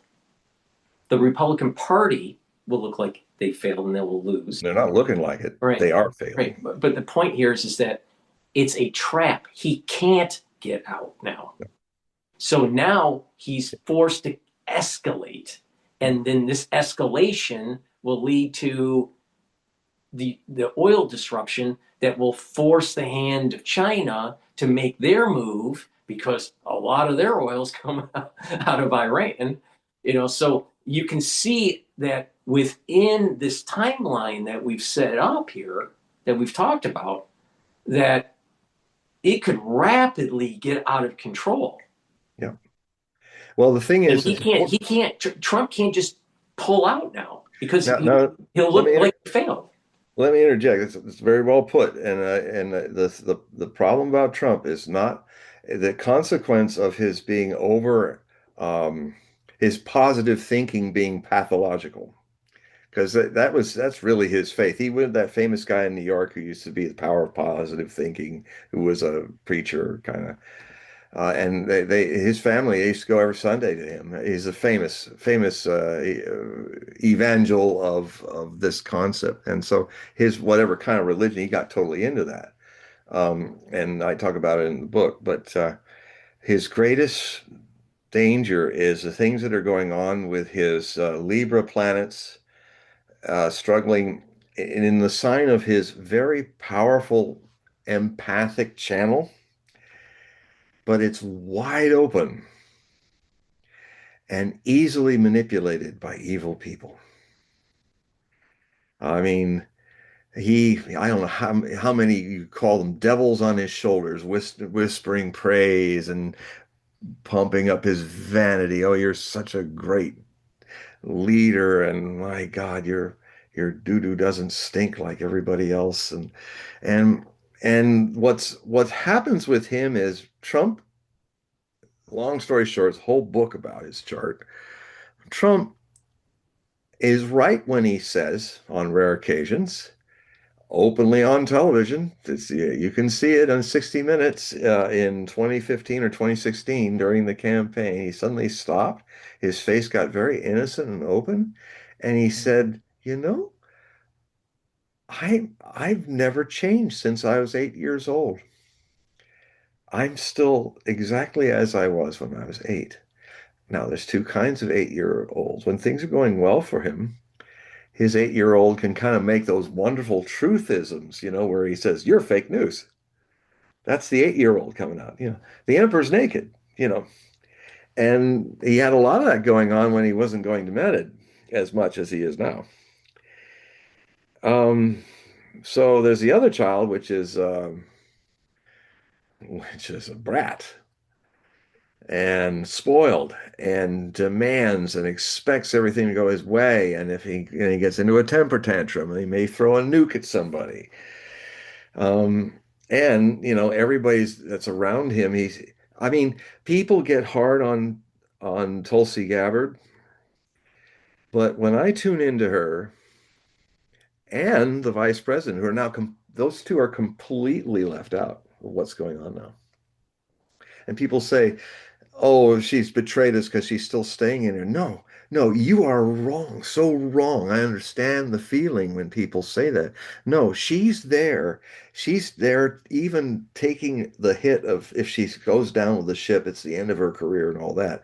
She is literally there to keep truth somewhere in that cabinet of Donald Trump. And that's what I sense. She's staying in there because I mean, and then as Scott Ritter, who interacted with her sometimes before she was, he sometimes she would ask him questions and stuff. So she's tuned into the alternative media. So is Vance. I think JD Vance even watches the Greeks, the Duran. Well, JD Vance needs to watch our show. So, Yeah, well, I'd love to talk to him. I tell you, my source is somebody that comes on. Robert Barnes comes on their show and some other shows. Robert Barnes is a friend of JD Vance, and he's very good at he's a really hot lawyer. He also did some work for Trump with lawyer. I highly recommend you watch him. He's a fast shooting, fast speaking guy, brilliant, very good at forecasting, but he does it more in the buying and the betting on the future. He's very good. He's got some of the you gift want there. to you want to hear something that no one has said at all that I know of. All right. So let me have that as a caveat. So this is going to be, I think, breaking news. All right. I personally think that Trump is a Freemason, and Trump signaled to people that make decisions, because we don't make decisions through our electoral college, especially when it comes to who's going to be put on for the primaries. All right. So there is a group that has been signaled by those shoes that were bought and the shoes that were oversized for for Rubio. He was signaling that he doesn't want JD Vance to win the primary. He wants Rubio to be the next president. Well, that's because Miriam Adelson told him that she wanted Mario Rubio. That I didn't know. I Yeah, didn't. no, no, that And, he's there. Actually, he doesn't like him. I remember little Mario with the little hands problem. Trump hates the guy personally. He's there because Miriam Adelson said, "If you want this money, make him your Secretary of State." well, but the thing is that I think the shoes that were purchased for the staff and it was oversized for Rubio, it was a signal to the ones that are making the decisions that the one that's going to be Filling his shoes. filling his shoes, right, will be Rubio, not JD Vance. Well, I don't think I that think would there's a happen. problem between Trump and JD Vance actually. Yeah. Well, yeah, yes, because he's even mentioned it a bit. We take different views on these problems, which is putting it lightly. JD Vance, and there's been a lot of false stuff coming out about JD Vance, which Robert Barnes really clarified, is that Vance is not on board with this. Vance and Tulsi Gabbard are the two people who are speaking reality in that crazy cabinet of his. And that the gatekeeper, the lady who's running it, she used to be employed by Netanyahu. She actually ran his election. So she is deep into the Zionist situation. Mm. And she's literally a gatekeeper. She makes sure certain people don't get to see Trump anymore at any time. And Vance and Tulsi Gabbard are kind of in They're they're the last sane people in that administration who are trying to do something. They're ready to ruin their careers um, because I think they kind of understand that there won't be a future career if these things really could go as bad as they go, and it could happen next month. The level to which Trump's Trump has been in this long spiral astrologically, where a dark night of the soul for a long time, but it gets worse in this new year. And the stellium, the where Saturn's affecting his chart is the way the U.S. chart is being affected by this curse that he has that Biden, no, not Biden, all the other presidents of this century has had. He has it, but he's fortunate. It's not in his birth chart like Obama and George W. Bush. And it's basically a self-delusion par excellence. It is the square of Sun with Neptune. He has it with the U.S. birth chart, though. So his Gemini essence is almost combined with Uranus. So him always changing and sometimes having flights of insight, but a lot of times chaos, because of the square, and the square is going into Neptune in Virgo of the U.S. birth chart, which rules boom bust economic cycles. So this whole thing that he's setting up is the greatest depression, Another and data it's coming this year or next, and another it's data from this war. another data point that proves your point, okay, with the Saturn aligned with us right now. Yeah. But remember, we were talking several shows ago about we finished a cycle with Pluto, and now we're in a new cycle, and this is the 250th year for the founding of the country. All right. Now, A reboot of the Saturn, United States happens during just to get the astrology right, happens every 248 years. And of course, 250 is part of that. We finished at the end of 2024, Pluto's transit back to its natal position in the US birth chart at 27 degrees Capricorn, and now is slowly moving beyond that. So we've gone through the first cyclic lifetime of this nation, which means now it must die and be reborn, right, or die and be dead on arrival. right, and there is this relationship between the United States and Pluto, and there's also a relationship or an effect by Saturn. Mm. Right, Saturn also represents a certain part of Judaism. Mm. All right, and the tefillin on the head and the arm, and there's Oh, yeah, the okay. shape, A wrap around the arm and the right, box. and Yeah, shape okay. at the northern And it's pole, black, just like Saturn. right, at the northern pole. There's Mhm. this geometric shape, right? Okay, True north. at the truth, right? So there's this relationship between Saturn and Judaism. There's this effect that we're seeing in modern time of Netanyahu and his cabinet and Judaism and in Israel, and the effects on Trump and some of our positioning in the Middle East. All right.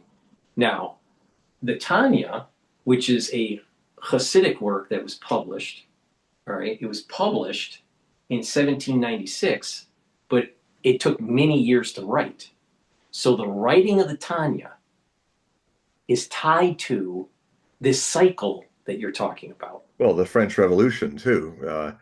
If it was that was a year, that was a couple of years after the First Republic was created, which Nostradamus saw in one of his prophetic prose letters, and actually spelled out that they would think at that time common advent of the people. There'd be the kings would be deposed, the Catholic Church would be persecuted, as it really was in the opening of the French Revolution.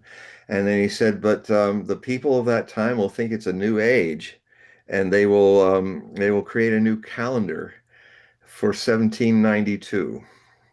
Now, it's intriguing because officially the revolutionary calendar was fashioned in 1793-94, but they proacted, put it back to, they wanted to say that it started, to start the count in September of 1792, so it would parallel with the first French Republic of the French Revolution, the first of six or seven, I think six republics since. So he saw that 270 years before, written down. It's not anything that's foggy. It's just like that. In this second cycle that we were talking about, in this alignment or effect with Saturn, it is similar to the breaking of the vessels. Hmm. There is an energy that is described in the Tanya that is coming down here, and mankind's not ready for it. But it's the Kav, the energy force, is coming down. Because mankind is not ready, it's going to blow up. And this is going to happen when the gates open up on September 11th of 2026. And there's going to be so much there's going to be so much turmoil as the vessels are breaking in this plane on this earth, on the earth, or however you want to describe it. All right, Hmm. but this plane that we're on, we that it's going to cause so much chaos and disruption that what we call our modern society is going to end. Now, it's not going to end like in 30 seconds. It's not going to end in 2 weeks. It's going to be a series of things that are breaking, just like how the vessels, there was a series of vessels that were breaking in the Tree of Life. There was these different vessels that would fill up with the Kav and they would break. And the next one would fill up with the Kav and then break. Right? So there's something similar is happening here. Now, now sounds dystopic. Mankind's not ready for the Kav. Mankind's not ready for this energy that it's coming down, but it's not going to wait. We can't stop it. We can't pray to stop it. It's coming down. And because we were given a warning to prepare after October 7th. But because mankind wasn't preparing, and we're at the state that we're in right now, I personally think that there is no redemption. And that this thing's Okay. gonna all this cob, all this energy that's coming down is gonna break everything. Now You we're know, gonna see Paul. this manifest in a nuclear Yeah. war. Well, yes. I mean, I really would be. I'll be pleasantly surprised if we don't see a few nuclear detonations even next month. The other situation is that you have a similar problem with, the Russians are going to break out in this year, and it's going to break out of being the war of attrition. And then you got all these idiot European leaders in NATO who've also completely depleted their weapons that are rusting in the Ukrainian battlefields. And, when you've got all these Western powers have America, Israel, the NATO, all have set themselves up. NATO should have never advanced on Russia all those years. They broke a promise and then they're right on your borders and building bases. Last time that happened was Hitler in 1941 doing the same thing, and the Russians didn't do anything. They lost 27.5 million people in 3 years. But they won the war. But it was terrible.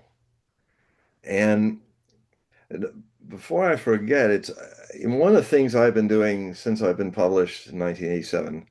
It's a theme that I often come back to because I'm a specialist on all the prophetic traditions of different cultures. And that's there are you've given us a really good introduction into the Jewish angle, the Hebraic angle to this, Paul. And but it's interesting to note that the Hopis have their version of this, and the 2020s are it, the Great Purification by Fire, where there are four worlds that have happened. We are in the current fourth world in the Hopi prophecies, and all the warnings have been fulfilled. I wrote one of my most popular books is a short book called The Essential Hopi Prophecies, where I just took it back to, before it got so famous that everybody was attributing everything to the Hopi prophecies. I literally just used the prophecies, not all these embellishments that have come since. That's why the book is short. But it's a very popular book. My work was blessed by Thomas Banyaka before he died. And I was also in a delegation from the Osho commune to actually meet their Osho in Thomas Monganya. I didn't actually go in the end, but I've been the scholar of the three of us that they told me everything had happened, and I'm the person that's giving it to the world. How the Hopi prophecy was seen. My people are the red cap, red cloak people that came out of the east, out of the sky, and were all over the place in the west, and then suddenly vanished. Well, we did vanish. We don't wear our red clothes anymore. We've gone underground. But that's, and the Hopi recognized that.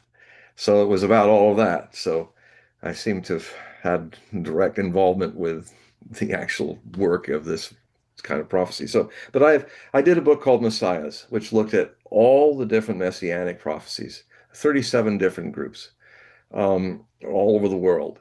And it is interesting how this reality of a travail, a purification, which requires all the stuff that's impure to be destroyed, stuff that we identify and cherish when it's really evil and a mess. So all the world religions and all the prophetic traditions have a their own version, interpretation of the things that you're talking about from a Jewish point of view. There's the Christian points of view. There's the atheistic Buddhist point of view, even.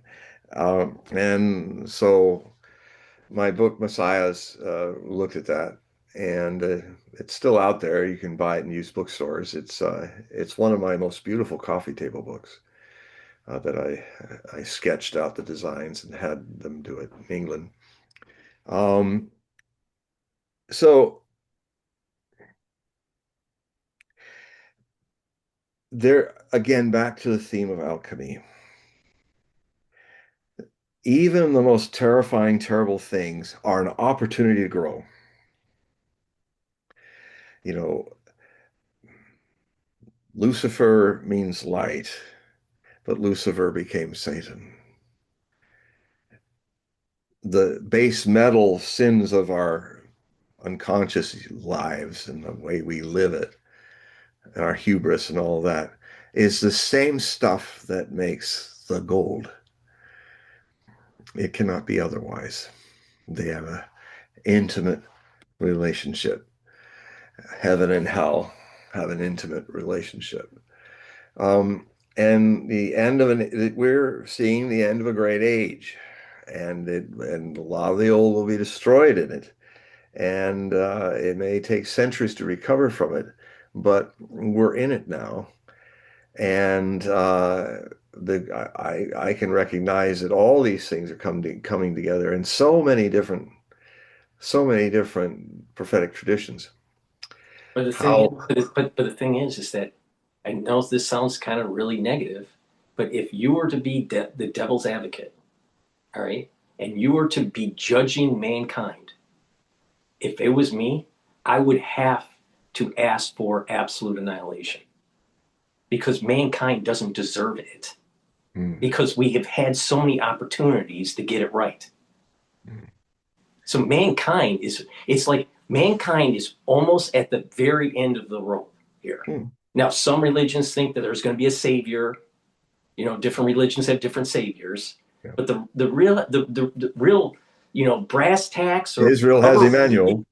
you know, the rubber meets the road. Can we honestly say that mankind deserves to live? Well, if I were I, Job and if I were, let's see, if I were Lot in Sodom and Gomorrah, I love the Hasidic story. Osho used to tell this Hasidic story The angel came down and said, no, the whole place has to go down. And you and your wife will leave, but because they're leaving, they say, well, so anyway, Lot made this. This is a Hasidic story where he made this.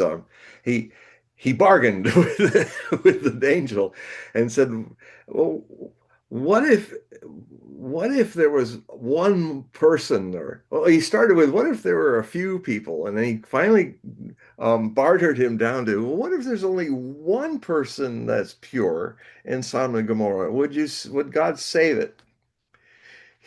So um, I mean, the way I would take it with knowing the whole story, not just the biblical, but what's happened in modern time. Every time mankind has been given a path to prove itself that it's worthy, it failed. So now it's time to just end it. And well, so, and so this is the point. This is the issue that I had with people during COVID. They didn't stand up when they had an opportunity. So now it's time to end it. yeah, well, again, some of these traditions kind of look beyond that. Yeah, it ends. It's like if you're a forest of trees that have gotten all ugly and intertwined, and then it's ended by a great fire. Out of its ashes, a beginning happens again. Yeah, but I don't know if it's going to be mankind. It may be the bears or the goats, or maybe it'll be an antelope or something. But I'm not sure if it should be mankind. Consciousness is not a form anyway. Well, okay, I'll grant you that. Yeah. But in the physical in the physical I mean, I mean organism, we could be not ending. I necessarily. mean, I'm not ruling that out. I mean, what will probably happen is that if we just can't make it, we have performed the Fermi paradox. We are in a classroom situation for the human race where that I think a lot of civilizations across the universe have tried and failed. But what will happen is, as a forest is destroyed, somewhere else, another plant will grow, another world.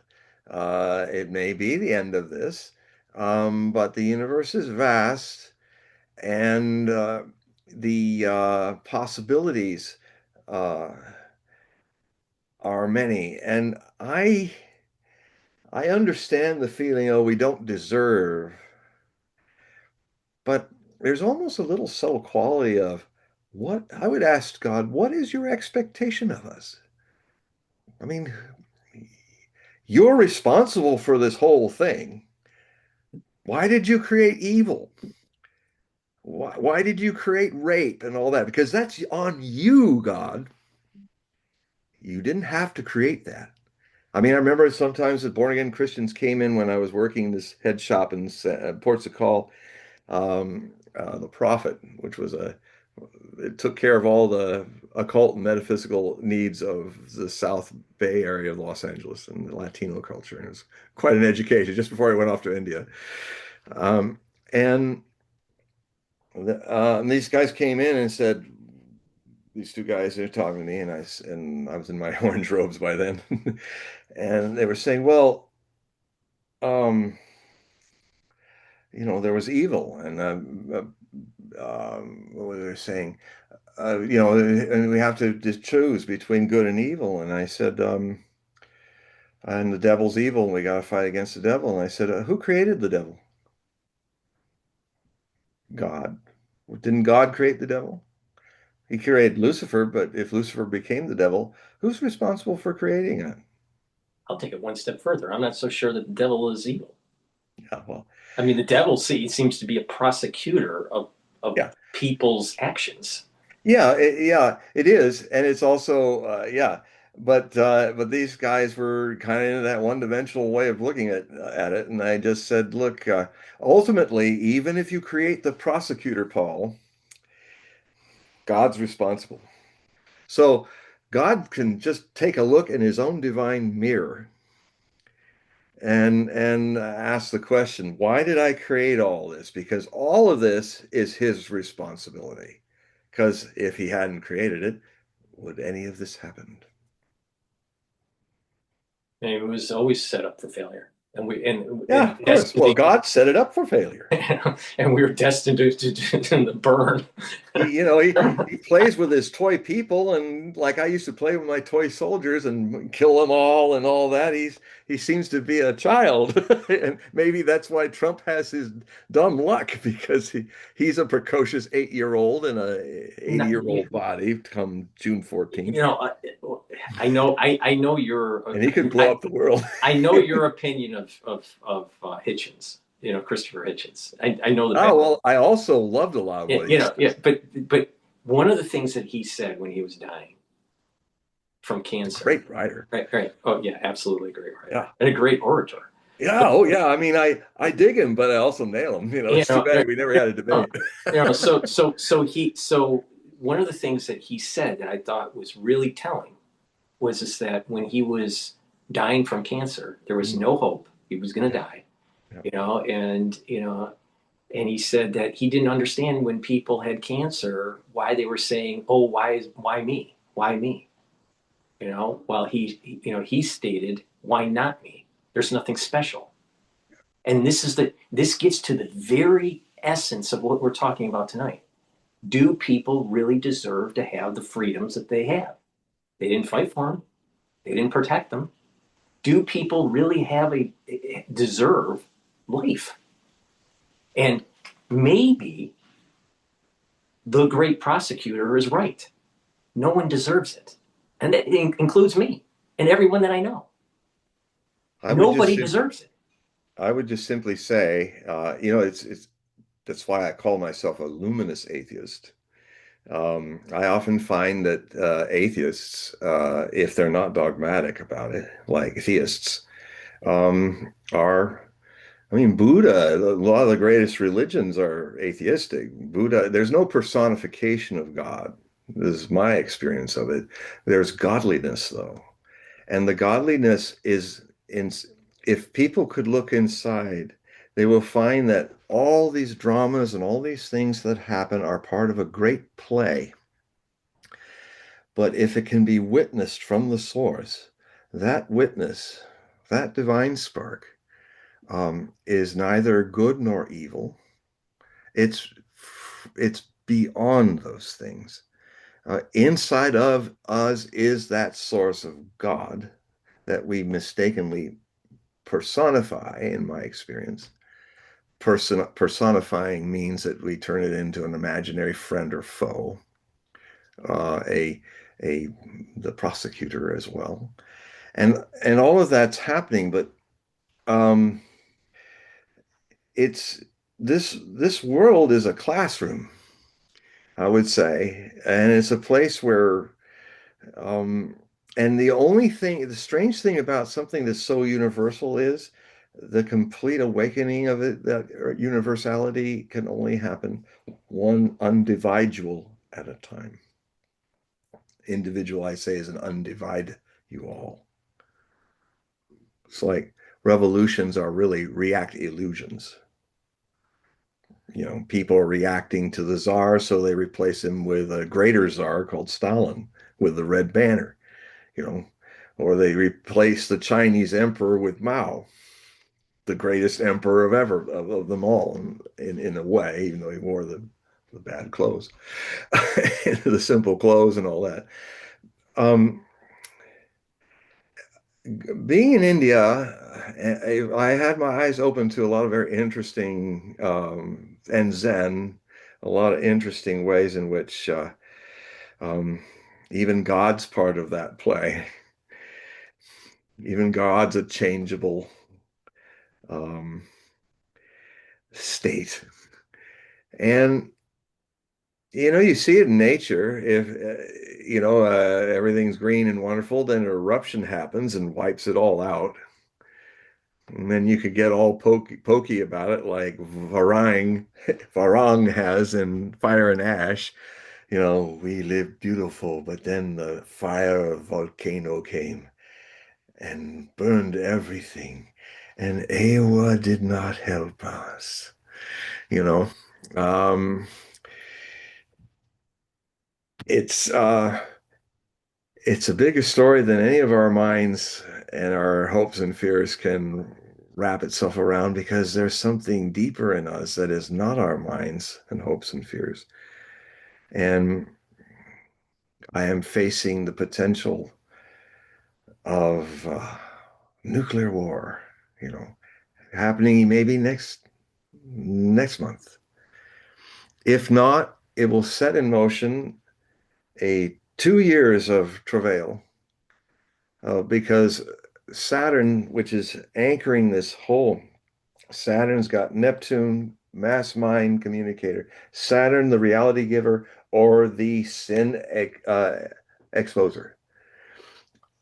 Mars, beginnings. Mars, in this case, is a beginning that will happen after the endings. You know, a lot of 12th house stuff into the first house of Mars in that kind of relationship in astrology. We are now at a point where a lot of things that we've been doing are going to collapse because we've gone through a state of entropy. I mean, the American people fought for their freedoms. The people were far more related to their responsibilities as citizens. What we can all learn from this situation is how we got this messed up. And then from that could be the beginning of something new. Because the Hopis say, you know, the great purification of fire is to purify and burn out the fourth world and destroy it. And when that's destroyed, what is left is the survivors will create a new fifth world, which is far more balanced and spiritual and harmonious with nature. This is also a common theme in all different apocalypse. You have Jerusalem coming out of the sky. You have the temple coming out of the sky for Emmanuel. You there.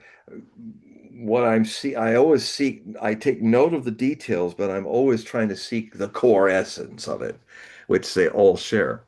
You know, the Hopi have there have been four destructions of the world in human history, and then people came and started a new cycle, and I think that's what will happen again, because I see it in nature. I see it in nature of the universe. The whole universe has a big bang, and then it lasts for what, maybe 20 billion years, and then it dies, and then gets breathed in again.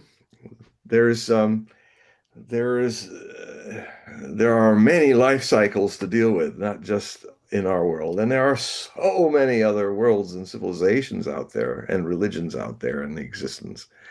Um, that, but they all rotate in a cycle of life and death around an axle which does not exist at all.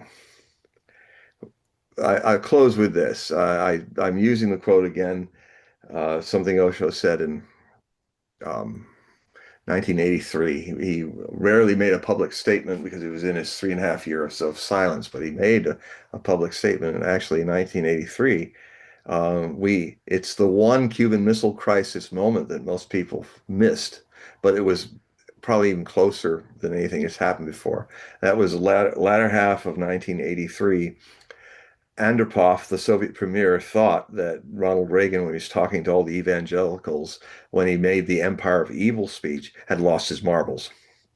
And the Soviet Union, for the first time, was considering, against Soviet nuclear doctrine, a first strike attack on the United States because they thought this was the beginning and that Reagan has gone nuts. He's going to strike us.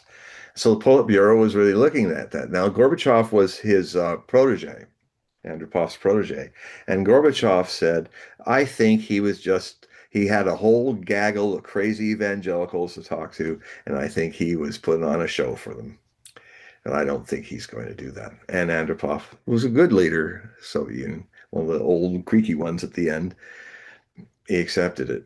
Now, it's one of my first successful predictions was at a time when it was not, it was really a left field point. When I looked at the Gorbachev, I said, oh, he's going to be this new premier of Russia. And at the time, it was like a long shot. And then he ended up, that's one of the times where I started getting encouraged by, oh, I seem to be getting that. The guy after, and I made a prediction in the Rajneesh Time article, one of my first publications I started writing when I was on the ranch, and I'd write about prophecy. And I said, well, Andropov will die before this year is out. He will be replaced by a guy who will even last less, and then the third person will be Gorbachev. I said that in December of 1983, and about 2, 3 years later it happened. Um, so We're getting to that point where we have to. yeah, anybody has a question or a comment? No, no, not. I Okay, mean, there's people agreed, disagreed with what we were saying, but of course. Well, but that's fine. I just want to remind the audience that in the description, please click that will take you to John's website. Take a look at his website. Make sure that you look at his periodicals, and perhaps you may want a reading from John. He does individual readings, so if you can sign up for that, I'd greatly appreciate it. John, if just quickly, if you can just describe a little bit about the readings and the periodicals, and then we'll shut it I down. would um I would say that in the next few weeks it would be I would invite many of you to become subscribers to the Hogue Prophecy Report. These times are so pivotal, the most in my entire life, that things are really coming to a head, and it's good to get a different insight and at least understand the blow and respond to it positively, which is always possible. Um, so if you subscribe in the next before the end of the month, if you subscribe before this new bulletin is out, and you put in the note when you do at PayPal that you put in the memo line that you want, put February article, or just say you want the previous article, because it would be good for you to get the what I just released a few weeks ago, which really looks in detail about the astrology and all this that is going on, and how these are really decisive times for great change and upheaval that are coming. And also I will be talking more about the Noah's Ark of Consciousness. I'll finish with that because the 1983 Osho said um, that it had come to a crisis point, that the human race, as it is now, the Earth cannot tolerate its unconsciousness. So, this is a variation on a theme. You know, now Osho's being the prosecutor, and saying, and he talked about many things that have happened, about how the climate would go out of control, how there would be floods and fires and floods and famines and things that we had not seen since biblical times. And he said, and people will be seeking a Noah's Ark, but there will be no Noah's Ark. There will be no way outside to get you out of this mess. But there's the Noah's Ark of consciousness. And that's what I teach, he said. To go in, the only way out of this mess is in, to the very source of your being.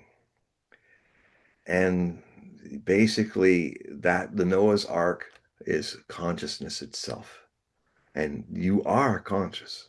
You cannot be otherwise. You can be a Christ-like person pretending not to be, because it's your very nature to be Christ conscious, Emmanuel conscious, a Buddha pretending not to be. And society has taught you to pretend not to be. And when you can just accept as a hypothesis that you are the very source of all divine things, just as a hypothesis to be tested through witnessing, 24/7, witnessing your mind, your body, your emotions, the people around you, certain techniques that I've been taught from Osho. I could share them with you if you want. And the basically, um,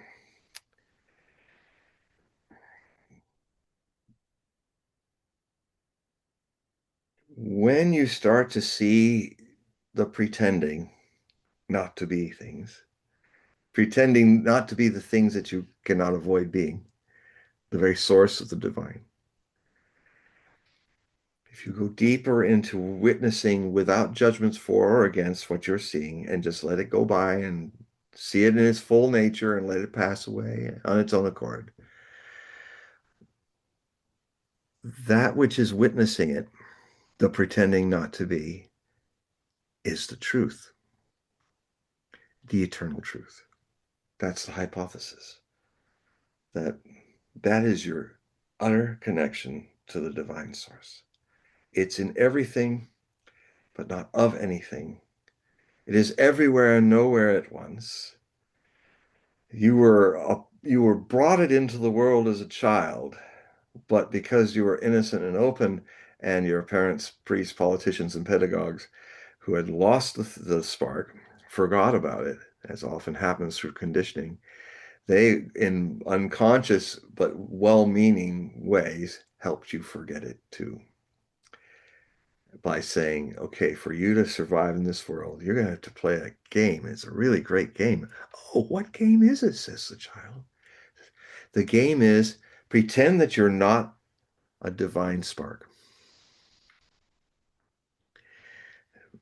Okay, and then you'll love me and feed me. Yes, you'll be able to be in our society and you'll be able to cope with it and live with it. But you've got to forget that you're a divine spark.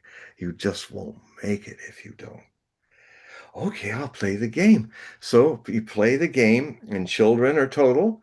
They play. So I played the game that I was not a divine spark, and won the game. I forgot that I was not a divine spark, and I also forgot it was a game. And so this metaphor is to kind of point out that meditation, as I've learned it from Osho, is about relaxing back into the witness that you have forgotten by watching all the pretenses that life have put in yourself to make a personality. Person means persona in Greco-Roman word, which means whispering through an actor's mask. So to have personality is the problem, and you forget what's the source of the whispering. And it is as simple as that and as ordinary as that, that this is, I contend, the very source of things that no apocalypse or destruction or end of the world can touch.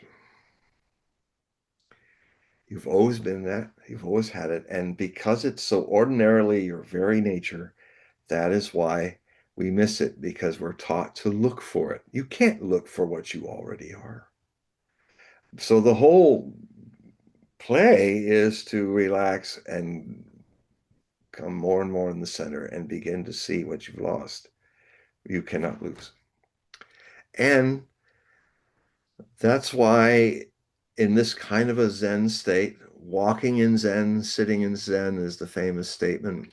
You know, you flow with the harmony of the isness, and you live in the world, and whatever fortunes or misfortunes come are not touching this.